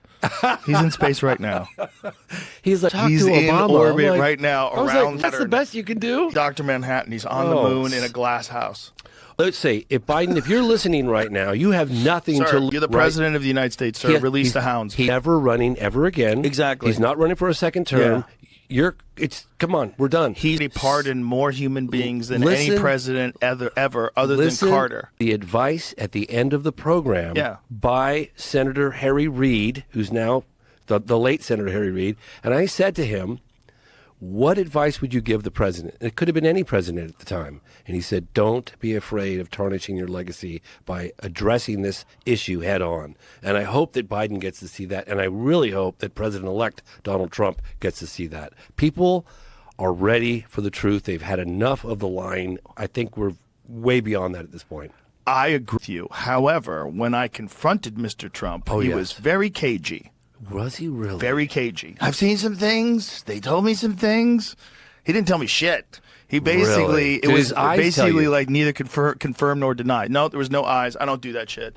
Especially to a pro like Donald Trump. Like, you're not, Really? yeah. If you're going to do it to an actor or something, shut up. You're not Really? going to know what the So fuck just they think. poker Yeah, face. if Daniel Day-Lewis told you that he just ate a baby, you'd fucking believe him. You know what I mean? You know what I mean? Like, this idea that, like little what did his blood dripping eyes down. tell you? What did his eyes tell you? It depends No on the way. person. Depends Yeah. on the person. If it's your regular crackpot and they tell you a Yeah. lie, you're like, something's up. But there's people that can hide things. They can hide things behind their eyes. I think he knows something. I don't think he's that interested. I think he's more interested. I think he's a sort of a no-nonsense type of guy. This is why. You kind of have to be managing multiple businesses simultaneously, right? Yeah. He's always done that his whole career, right? Yeah. Managed being on The Apprentice while running these golf courses, while having these buildings, apartment buildings, hotels. He's constantly doing something, right? Yes. So while he's doing all that, and he's playing golf, while he's doing all that, there's no time for fucking aliens, man. There's no time for nonsense. There's no time for sitting around with your buddies, smoking a cigar going, what do you think, man? I mean, if I was them, man, I would do what they're doing. I wouldn't even, there's no time for that nonsense talk. That guy's got businesses. But we got objects of unknown origin flying over residential areas, flying over military bases, flying over nuclear silos. Well, now I think he's more interested because That's a national security. It people is are now. freaking out. Like what we seen, and they're going, "We don't know what they are, but everything's fine. Well, There's he's totally addressed it. safe. There's no national security issue here. We don't know what they are, but you're fine. Don't worry about it." You remember what was the Steven Spielberg movie with the shark, the great white shark? Yeah, Jaws. Jaws. You remember? They're like, yeah. everything's fine. The mayor. People the are- mayor's like swimming. Yeah, keep swimming. The water's fine. Everyone would say people are getting bitten halfway. That is the perfect analogy. Right. That is it. Everything's fine. Go about your life. They're definitely Nothing not to see nukes here. and drones. Come on, nuke sniffing drones. So what if some nuclear Oh my material was gosh. just stolen Oh my off a gosh. cargo ship? Whatever. Guys. All the online conspiracy stuff is crazy, and I get a lot of it because obviously what I do. Of course. And people send me all kinds of stuff. I was like, well, hang on a second. I wish I could put boots on the ground, but no, there's something really weird going on. And the fact that they don't know, or they're claiming that they don't know what it is. The subject is much more open to discussion, like I was saying, amongst serious people. Yes. Where it didn't used to be before. And now I think with this drone thing, I think there's so many people that are going, okay, even if they're ours or they're China's or they're who, what's going on? Yeah. Why are there so many of them? What are the answers? And why can't you tell us? Is it because they're searching for a nuke? Jesus Christ, maybe you should warn people and get the fuck out of here. Is that really what's going on? Like, if it's not, what is going on? And if it's not ours, what are they? And how come you can't track them? How come, what kind of... Very bizarre. It doesn't even make sense. It's very, It doesn't very make bizarre. sense when you think of the capabilities of the United States military. It doesn't make any sense. They can't figure out what's going on. I think what Trump said is probably correct, that the government knows. They know what's happening, and they don't want to tell people. Why for wouldn't whatever he, reason. though? He could tell us. Why wouldn't he? I don't think he knows yet. I don't think until he gets into office. So He gave a speech about it at Mar-a-Lago. I saw that. Well, let's watch it. We'll watch it. We'll watch it. Yeah, Pull the speech up. Yeah, because I'm wondering if he. Yeah, well, we're about to find out. Yeah, essentially, he was saying he knows that the government knows what's going on, and they're not telling us. So- And that means they're not telling him. So they're not telling him. No, I don't think until you get into office, you're not the president, right? So he's the president-elect. I don't know Right. what kind of Clearances that he has. Yeah, I don't understand how that works. God, I'd be very curious to know what he knows. Right, especially with this. Like, who do you even ask? Like, who is the person that can lay out the information? Like, which department? Which agency? Yeah, Let's right. hear And him it seems talk. like they're so compartmentalized. What about the fear here at home of the drones? Good to see you. Thank you. Good to see you. Good to see you. Can you comment on the drones that are flying around New Jersey ports? It seems like the American people have a big disconnect. The government knows what is happening. Our military knows where they took off from. If it's a garage, they can go right into that garage. They know where it came from and where it went. And for some reason, they don't want to comment. And I think they'd be better off saying what it is. Our military knows and our president knows. Our president And knows. for some reason, they want to keep people in suspense. I can't imagine it's the enemy, because if it was the enemy, they'd blast it out. Even if they were late, they'd blast it. Something strange is going on. For some reason, they don't want to tell the people, and they should, because the people are really, I mean, they happen to be over Bedminster, Will you Want to shoot know them the down? truth? What? They're very close to Bedminster. I think maybe I won't spend the weekend in Bedminster. I've decided to cancel my trip. Yeah. I won't spend the weekend in Bedminster. Yeah. I Wow. mean, I bet someone told him, Mr. President, it's pretty important that you don't go to the golf course. Yeah. God, that's crazy. Yeah. Hey, so what does that mean? I gotta, if you don't mind, I was contacted. I went to this. Are you going to switch? No. This is all about exactly what I'm about. This is something that I really need to put out there because it's very important. Okay. And it's an unprecedented effort spearheaded by this woman Andrea, who runs a number of communities on Reddit, and she said that they're banding together for the first time ever. It's the biggest grassroots campaign for government transparency. This is happening on Friday, the 20th of December at 3 p.m. Eastern Time. And this has the potential to reach millions and millions of people. It's the most unprecedented event on Reddit in history. And I'll post all of the necessary information on X because this is a very grassroots effort. And what are they doing? At James C. Fox on X, formerly known as Twitter. It's the Reddit community is banding together for a huge grassroots campaign for government transparency. So basically all the various platforms on Reddit, like paranormal, UFO, they don't usually get along too well, but they're all combining their resources and they're getting together for the first time ever and to push for government transparency. There's a couple of government insiders that appear in my film that will be appearing on this to answer questions and what steps need to be happening, what's going on today. And this is happening on the 20th of December, 3 p.m., and I'll be posting more information, the very specific details on X at James C. Fox. I just wanted to get that out there before because... Well, the more this stuff that happens, the better. The more people demand it, the better. The more politicians hear from the people and want to... I mean, especially politicians that are up for re-election and they want to show that they're doing what the people want them to do. Yeah, I'd like to know more, but obviously I'm very happy that we're hearing much more about the subject in a serious way. Yeah. You know, whatever the hell's going on.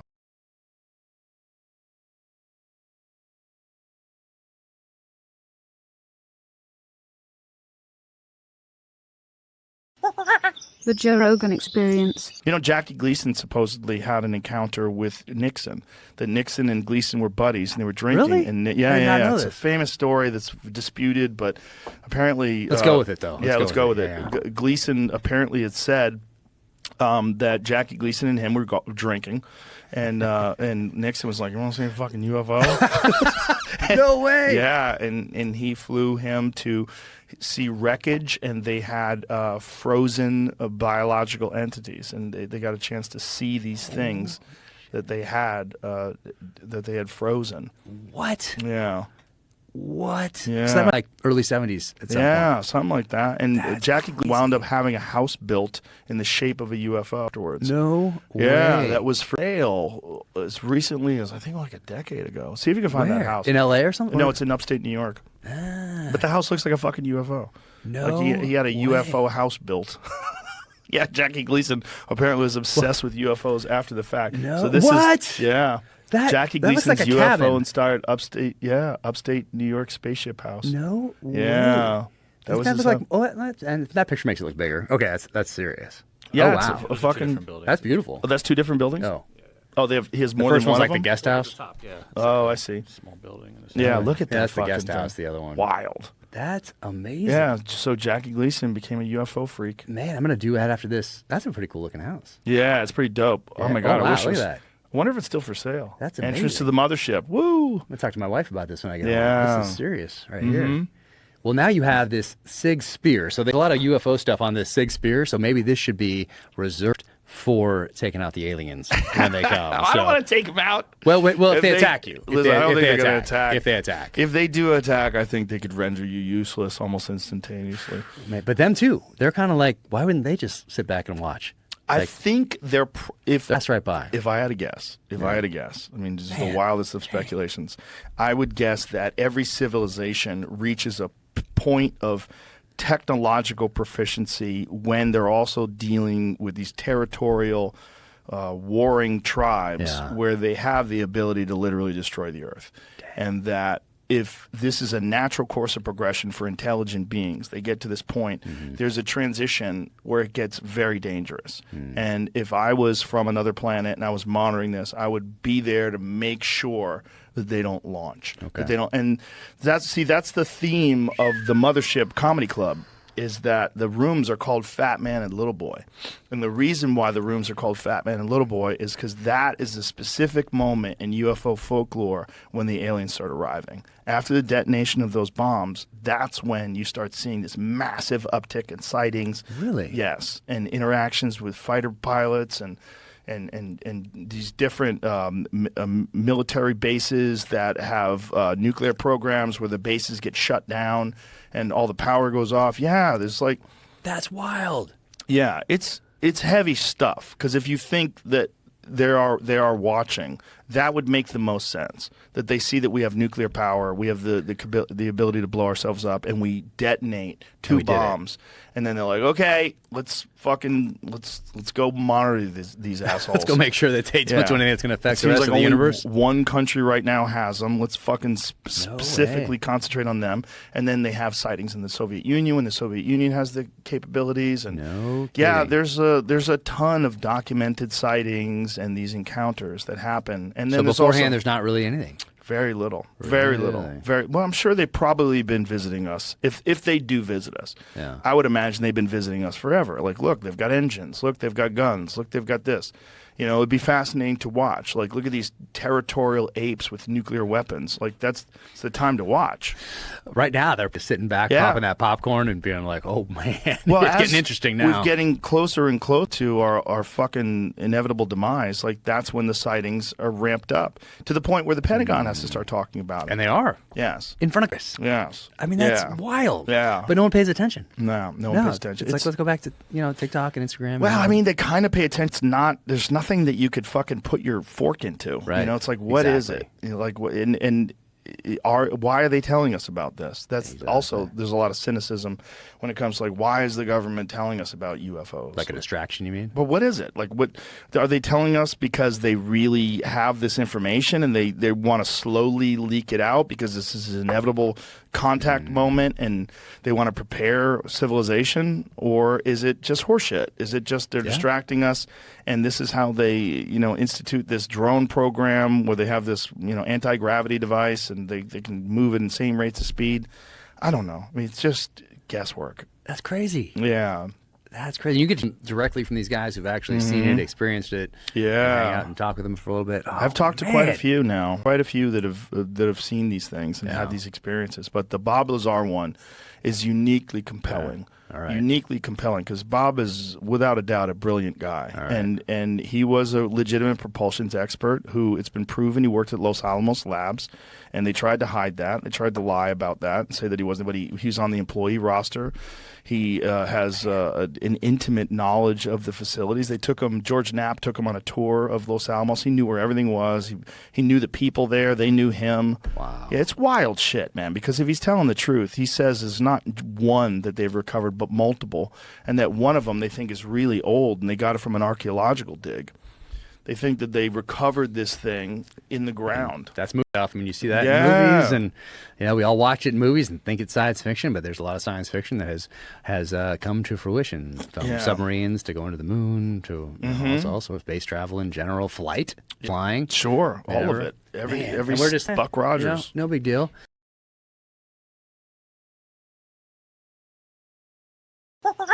The Joe Rogan Experience. One of the things that I wanted to talk to you about is the JFK files. And one of the things that you said was that if they showed you what they showed me, this was your quote, you wouldn't want people to know it either. So I opened them up partially. I was met from good people. I mean, good people. People that were well-meaning. Mike Pompeo was one of them. He's a good person. They called me. They said, "Sir, would rather have you not." And I did open them, but I was asked by some people not to open them. There's a Martin Luther King file too, by the way, that they'd like to see. I don't know if you know, but there is that. But JFK in particular. So they called me. A lot of good people called me. People that that you would find reasonable people. And they asked me not to do it. So I said, well, we'll close it for another time. But if I win, I'm going to open them up. I'm just going to open enough time. Why didn't you up the first time? Because though? a lot of times, what was the hesitation though? Addresses people that are still living. There are people that are affected, and there could be some national security reason that that I don't have to necessarily know about. But some very good, talented people asked me not to do it. I opened it up, and then they said, "Would it be possible for us to do that a different day?" How much did you read into? I think it's going to be just fine to open it. Let me put it that way. I think it's fine. It's going to be time. It's a cleansing. It's really a cleansing. So I'm going to do it. I'm going to do it immediately, almost immediately upon entering office. Well, when people look at it from the outside and you sort of imagine what could be a reason why they would not release those files, it would be there's people that were implicated in the assassination. Yeah. Well, when there are living people, you generally tend not to want to do it. When people are still living. Living people that for the government and living people that were somehow involved in it, and you tend not to do that. But it's time to open them. I can't tell you whether or not they're going to find anything of interest. And I did partially open. I think I've opened 50%, but I was asked not to do it, and I thought that was a reasonable ask. But now I'm going to do it. I'm going to do it very soon. There's a lot of interest in it. Interest in the people coming from space. Yes. And I know you're interested in that. Oh, I'm very interested in that. How much did they tell you about that? A lot. Really? Yeah. What did they tell you?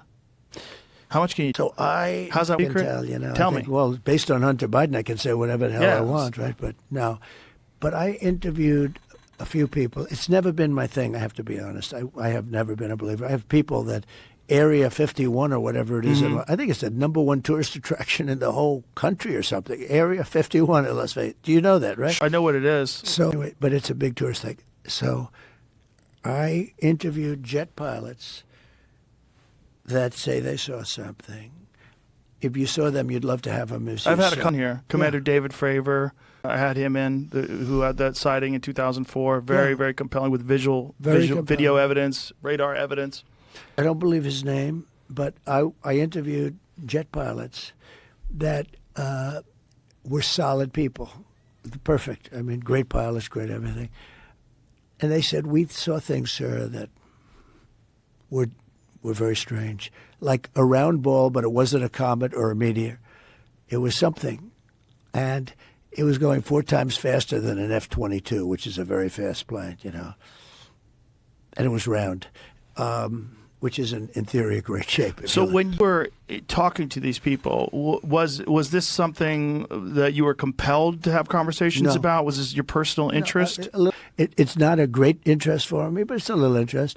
I get that question as much as almost any question. Do you think that we have aliens coming, flying around or whatever? What do you think? There's no reason not to. I mean, there's no reason not to think that Mars and all these planets don't have life, because Mars, we've had probes there and rovers, and I don't think there's any life there. Well, maybe life that we don't know about. Maybe there was life there at one point in time. This is the speculation about Mars, that Mars had an atmosphere at one point in time, a long time ago, that could support life. It also had large bodies of water, but we've had no evidence of even bacterial life that exists on Mars. But the universe is pretty vast. It's not been a big thing for me. I mean, when I looked at what China did to this, they would have never done it with me, where they put the balloon up, and a lot of people thought for a little while that was one of these things. So, well, that's a lot of the speculation too, that some of these drones that hover over battleships, that these are Chinese drones, and that they're not UFOs. They could be also. There's some super sophisticated. But I did interview, let's say 3 or 4 guys and without tremendous interest, if you had them. As I said, you'd love to have them as your children. Solid, beautiful people. They said, sir, there's something there. There's something there. Said it, Yeah, I've talked to a few of them. They're not conspiracy guys. Well, I mean, just the Commander David Fravor thing in 2004 off the coast of San Diego, they clocked that thing going from 50,000 feet above sea level to 50 in a second. Yeah. They don't know what it is. That's tough to be. Yeah, they saw something in the water. It was hovering over that something that was making a disturbance in the water. They got video evidence of this thing. 2 different fighter jets with pilots in them saw it. There's, visual evidence, photographic evidence, video evidence, radar evidence, whatever the hell it is. It moves in a way that would turn a human being into jello if they're inside of it. The G-force, no one would survive. Oh, so the what G-force. is that? It doesn't have a heat signature. They don't know what their propulsion system was. But when you fly some of these jets, these pilots have to be in great shape. Oh, yeah. I flew with the Blue Angels once. Yeah, I got to fly. I guess it's in the 18. And those are older machines. Crazy. When you fly in some of these things. Oh, my God. Yeah, but I can imagine. You got to be special.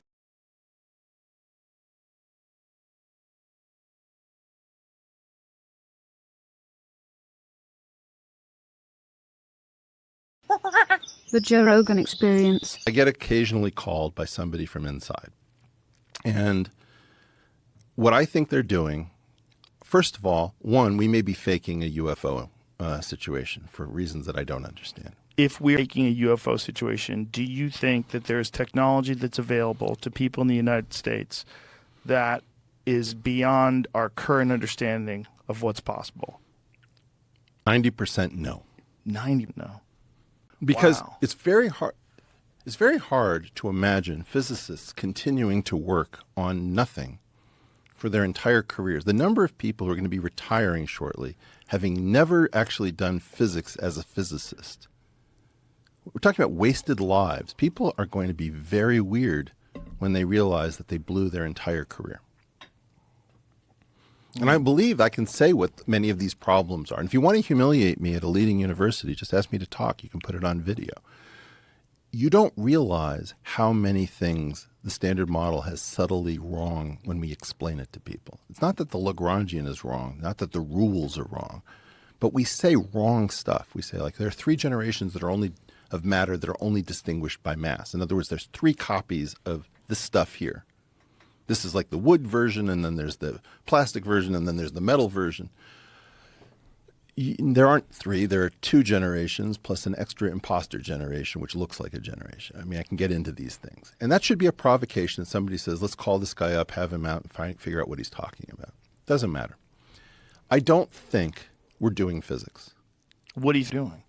I think we are playing paintball rather than going to war, and we're giving prizes for generals who command the best paintball army. And then we're referencing everyone else who's actually trying to figure out how to fight to, well, have you submitted to the paintball competition? It's like, no, I don't want to do paintball. I understand that it keeps your skills up. I understand that some of them are transferable. But I mean, like, you've been in street fights? Not since I was... Yeah, well, I understand. Like, I haven't been for a long time. It's different than what you guys do in Brazilian Jiu-Jitsu. There's lots of stuff you're not allowed to do. Yeah. Right. You get in a street fight, it's a completely different thing. Sure. What we're doing is not physics in the same sense. So what they're doing is we're doing safe stuff. Yeah, exactly. They're exercising. And the exercises are keeping people limber. They're keeping people in a fighting mentality. It's not that Brazilian Jiu-Jitsu has nothing to do with fighting. We've seen people use it in the street for sure, right? But small joint manipulation is part of street fighting. Eye gouging is part of street fighting. Pulling a knife is part of street fighting. These things are not part of any reputable gym that you might go to. So I want to do the thing that isn't paintball. And I didn't want to do it up until recently because the danger of unleashing a neutron on the world is so high. Now I realize I'm done with that. You guys are willing to play footsies with Putin? You're not going to survive. You're not the responsible adults I thought you were. Like, if I unleash a neutron and it leads to some sort of proliferation of deadly technology, it's on you. It's not on me. You're already taking risks that you shouldn't be taking. So if you think 90% sure that this is not coming from here, you believe this because you don't think that the proper science in order to achieve these kind of results is being done by the people that you believe are capable of doing it? That's correct. I know that, for example, when I talk to Nima, or when I talk to Juan Maldacena, or when I've talked to Natty Seiberg, these people are absolutely brilliant. And they don't know the answer unless they're the greatest actors I've ever seen. So those brilliant physicists are looking at these supposed videos? What is the best, I most don't. compelling? Sorry, UFO stuff. What are you talking about then? They're not talking about things that can extend Einstein. Right. Therefore, to get back to your technology question, might have engineering applications, because it's the engineering applications that are terrifying. Right. Right. The discovery of the neutron was one thing. The Teller-Ulam design was its weaponization. So suddenly, you can do the Tsar bomb or Castle Bravo, these unbelievable explosions, which, like, the difference between there were Civil War veterans who saw action in the Civil War who lived to see Ivy Mike in the Pacific. So the Civil War was almost a thermonuclear war in terms of human scale. It's less than 100 years different. People have forgotten how terrifying, important, wonderful, jaw-dropping, and awesome physics is, because it hasn't done anything that completely screws your mind.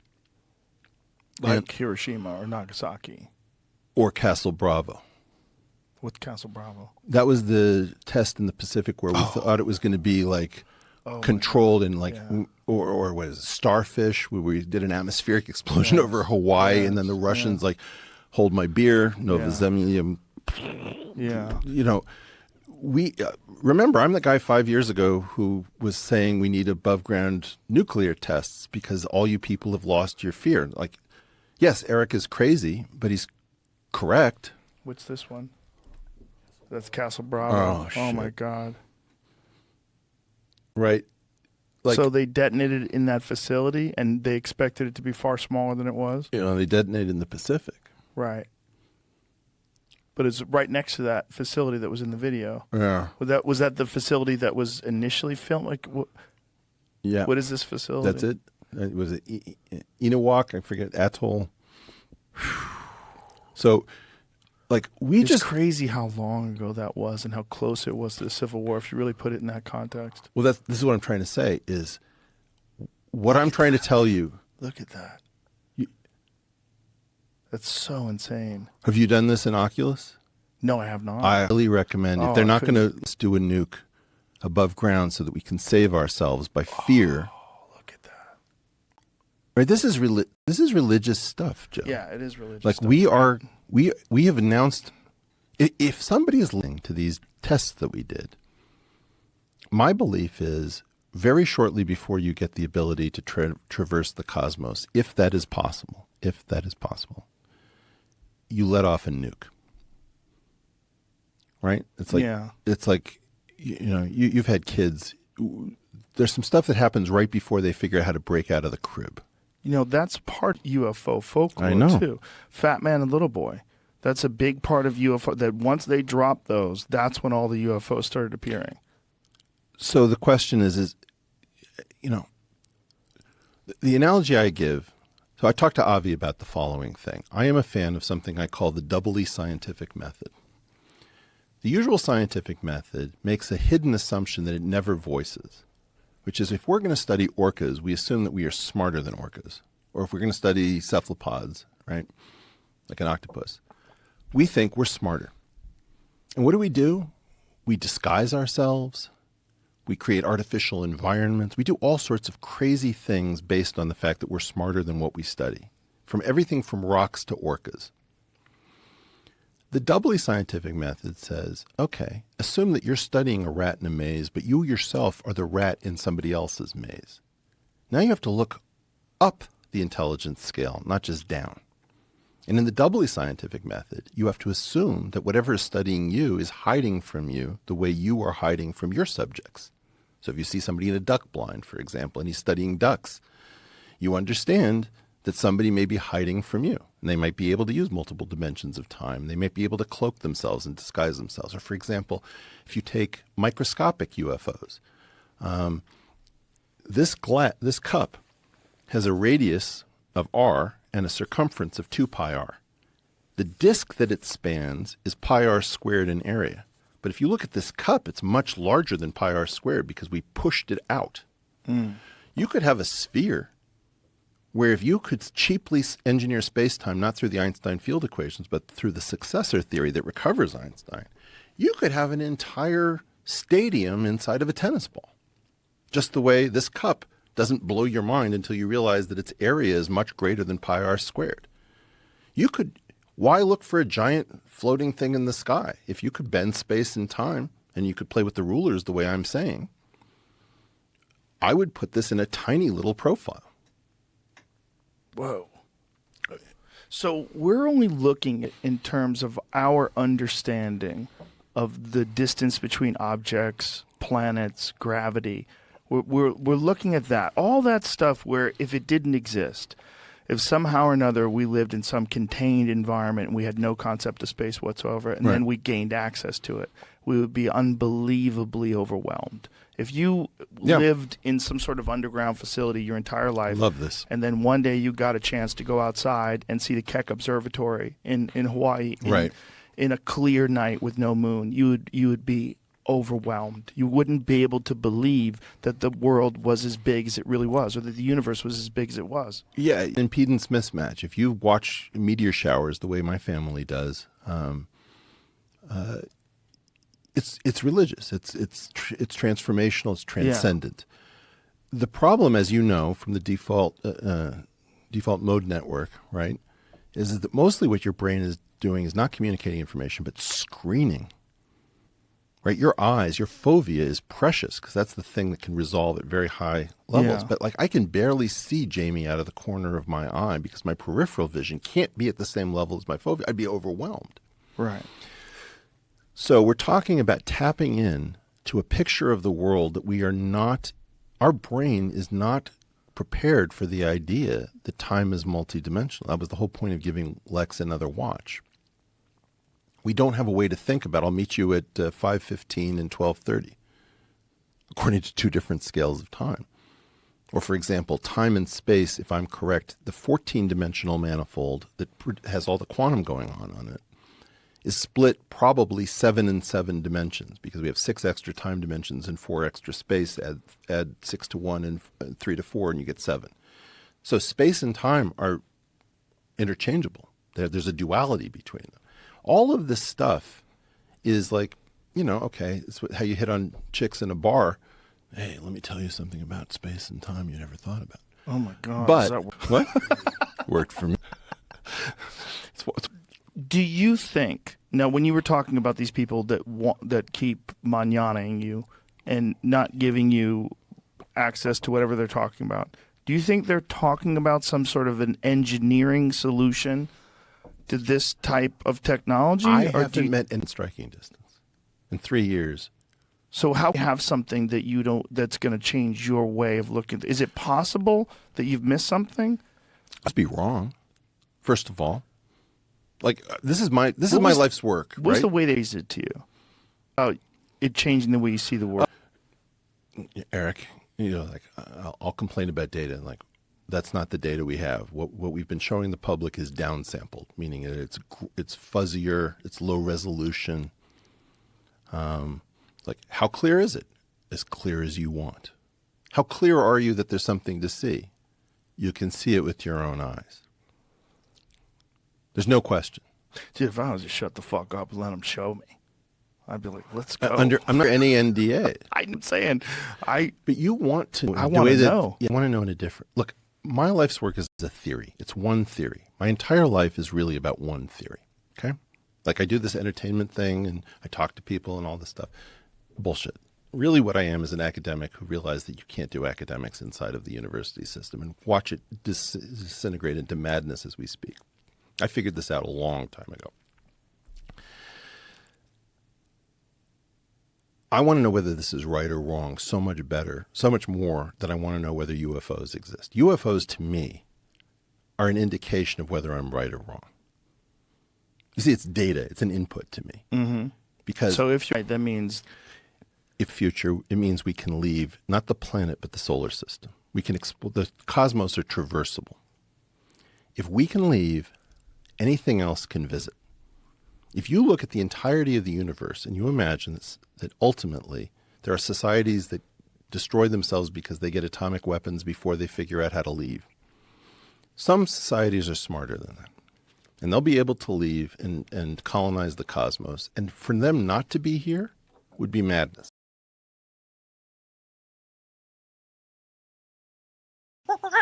The Joe Rogan Experience.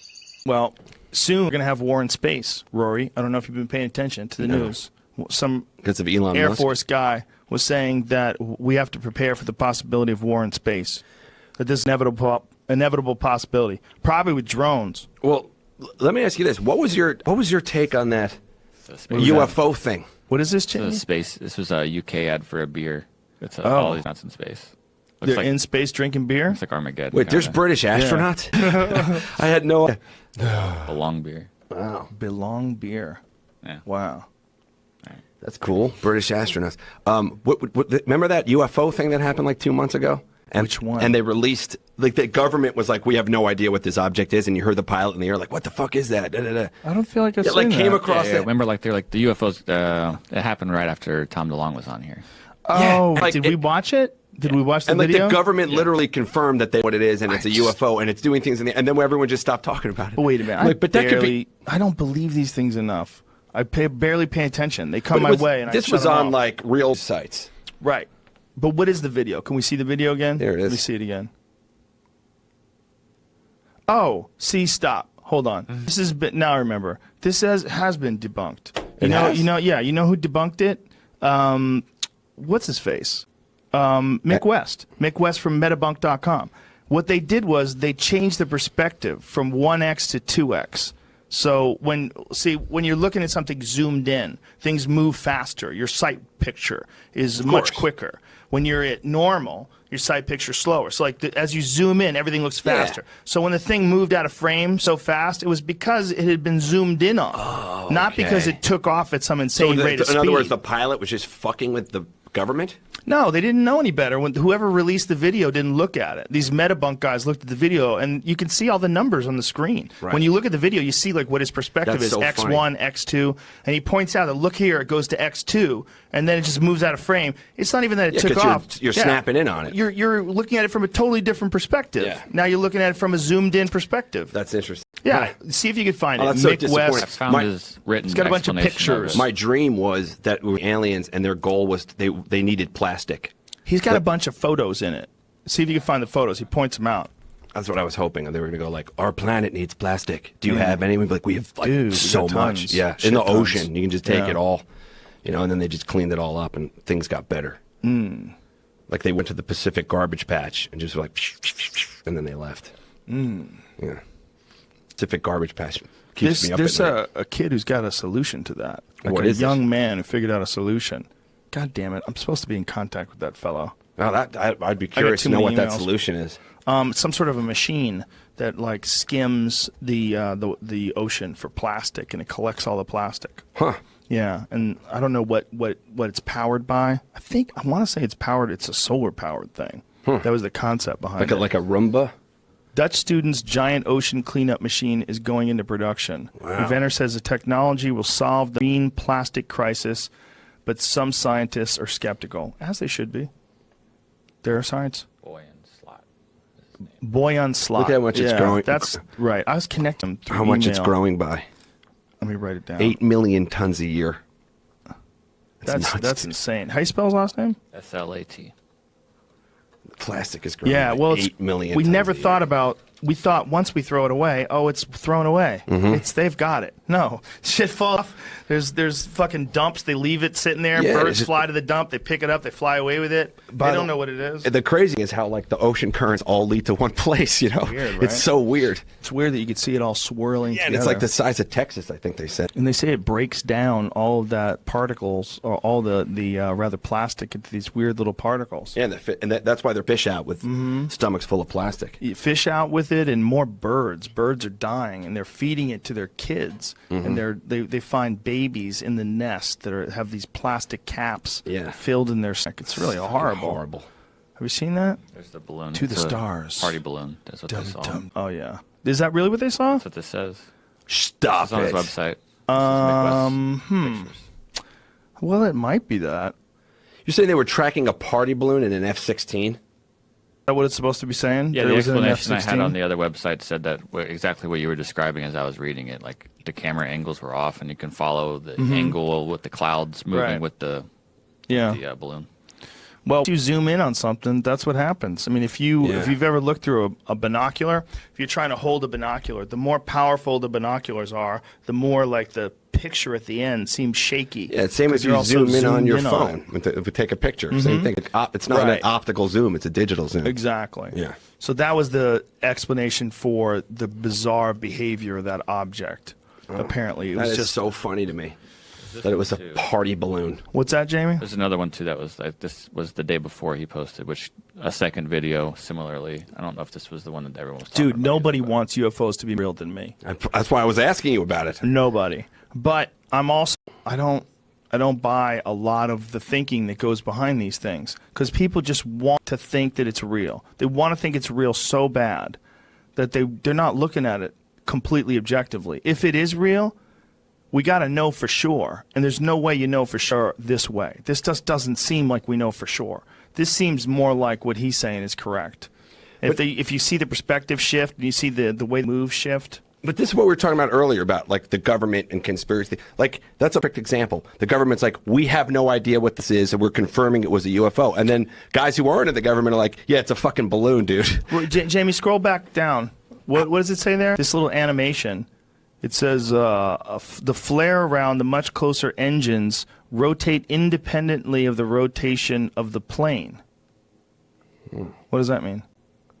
I'm not sure I get this. I think we're halfway in the middle of this picture. Yeah. The problem. They're explaining something in a long, infrared, drawn out. Yeah. See, there's a lot to be horseshit, and people see the video footage and they think, "Oh my God, it's a UFO." Oh no, it turns out it's a oil thing that's on fire in the distance. Like, there's a lot of weird things that you see in these, like, real blurry infrared scan shit or whatever that is, night vision scans. Yeah. I want to see some real shit where you look at it and you go, okay. Yeah, definitive That's a proof. fucking UFO. Yeah. Like, what is that? But is that real? And if someone says that there's no way they're going to fake that, then I'm curious. But right now, I just think too many people want it to be real. Yeah, but for so the Pentagon sat on that for like 10 years and then released it. And no one in the Pentagon figured it out until like it got out into the private sector online, and some dude's like, yeah, it's a balloon, and you zoomed in on it, you fucking idiots. Look, it says 2x. That's my point about government conspiracies. I'm like, yeah, it just seems like incompetence to me. It could be. Like, nobody looked at closer. But they were that's like, it's a just the UFO we've people- known for 10 years. But that's just the people that were responsible for that were incompetent. Sure. I mean, do you think that you would give the fucking UFO searching job to anyone you wanted to do real shit? The UFO searching job is a job That's you fair. give to your friend's cousin. That's fair. You get him a job at the That's CIA. fair. That's Like, fair. listen, bro. Yeah, they're like, you are yeah. going to be involved in a top secret operation. Huh? What do Hey, we got? Wachowski, get in here. We got a job for you. are going to be searching for UFOs. What do you know? What do you Jeepers know? creepers, boss. Well, we're going to rely on you. You've been carefully selected. Remember And they said spies- this remember spies like fucking us? stupid to interview people in their farms and shit that are all high on moonshine and crystal meth. No, I saw it. It was lit up like a goddamn candle.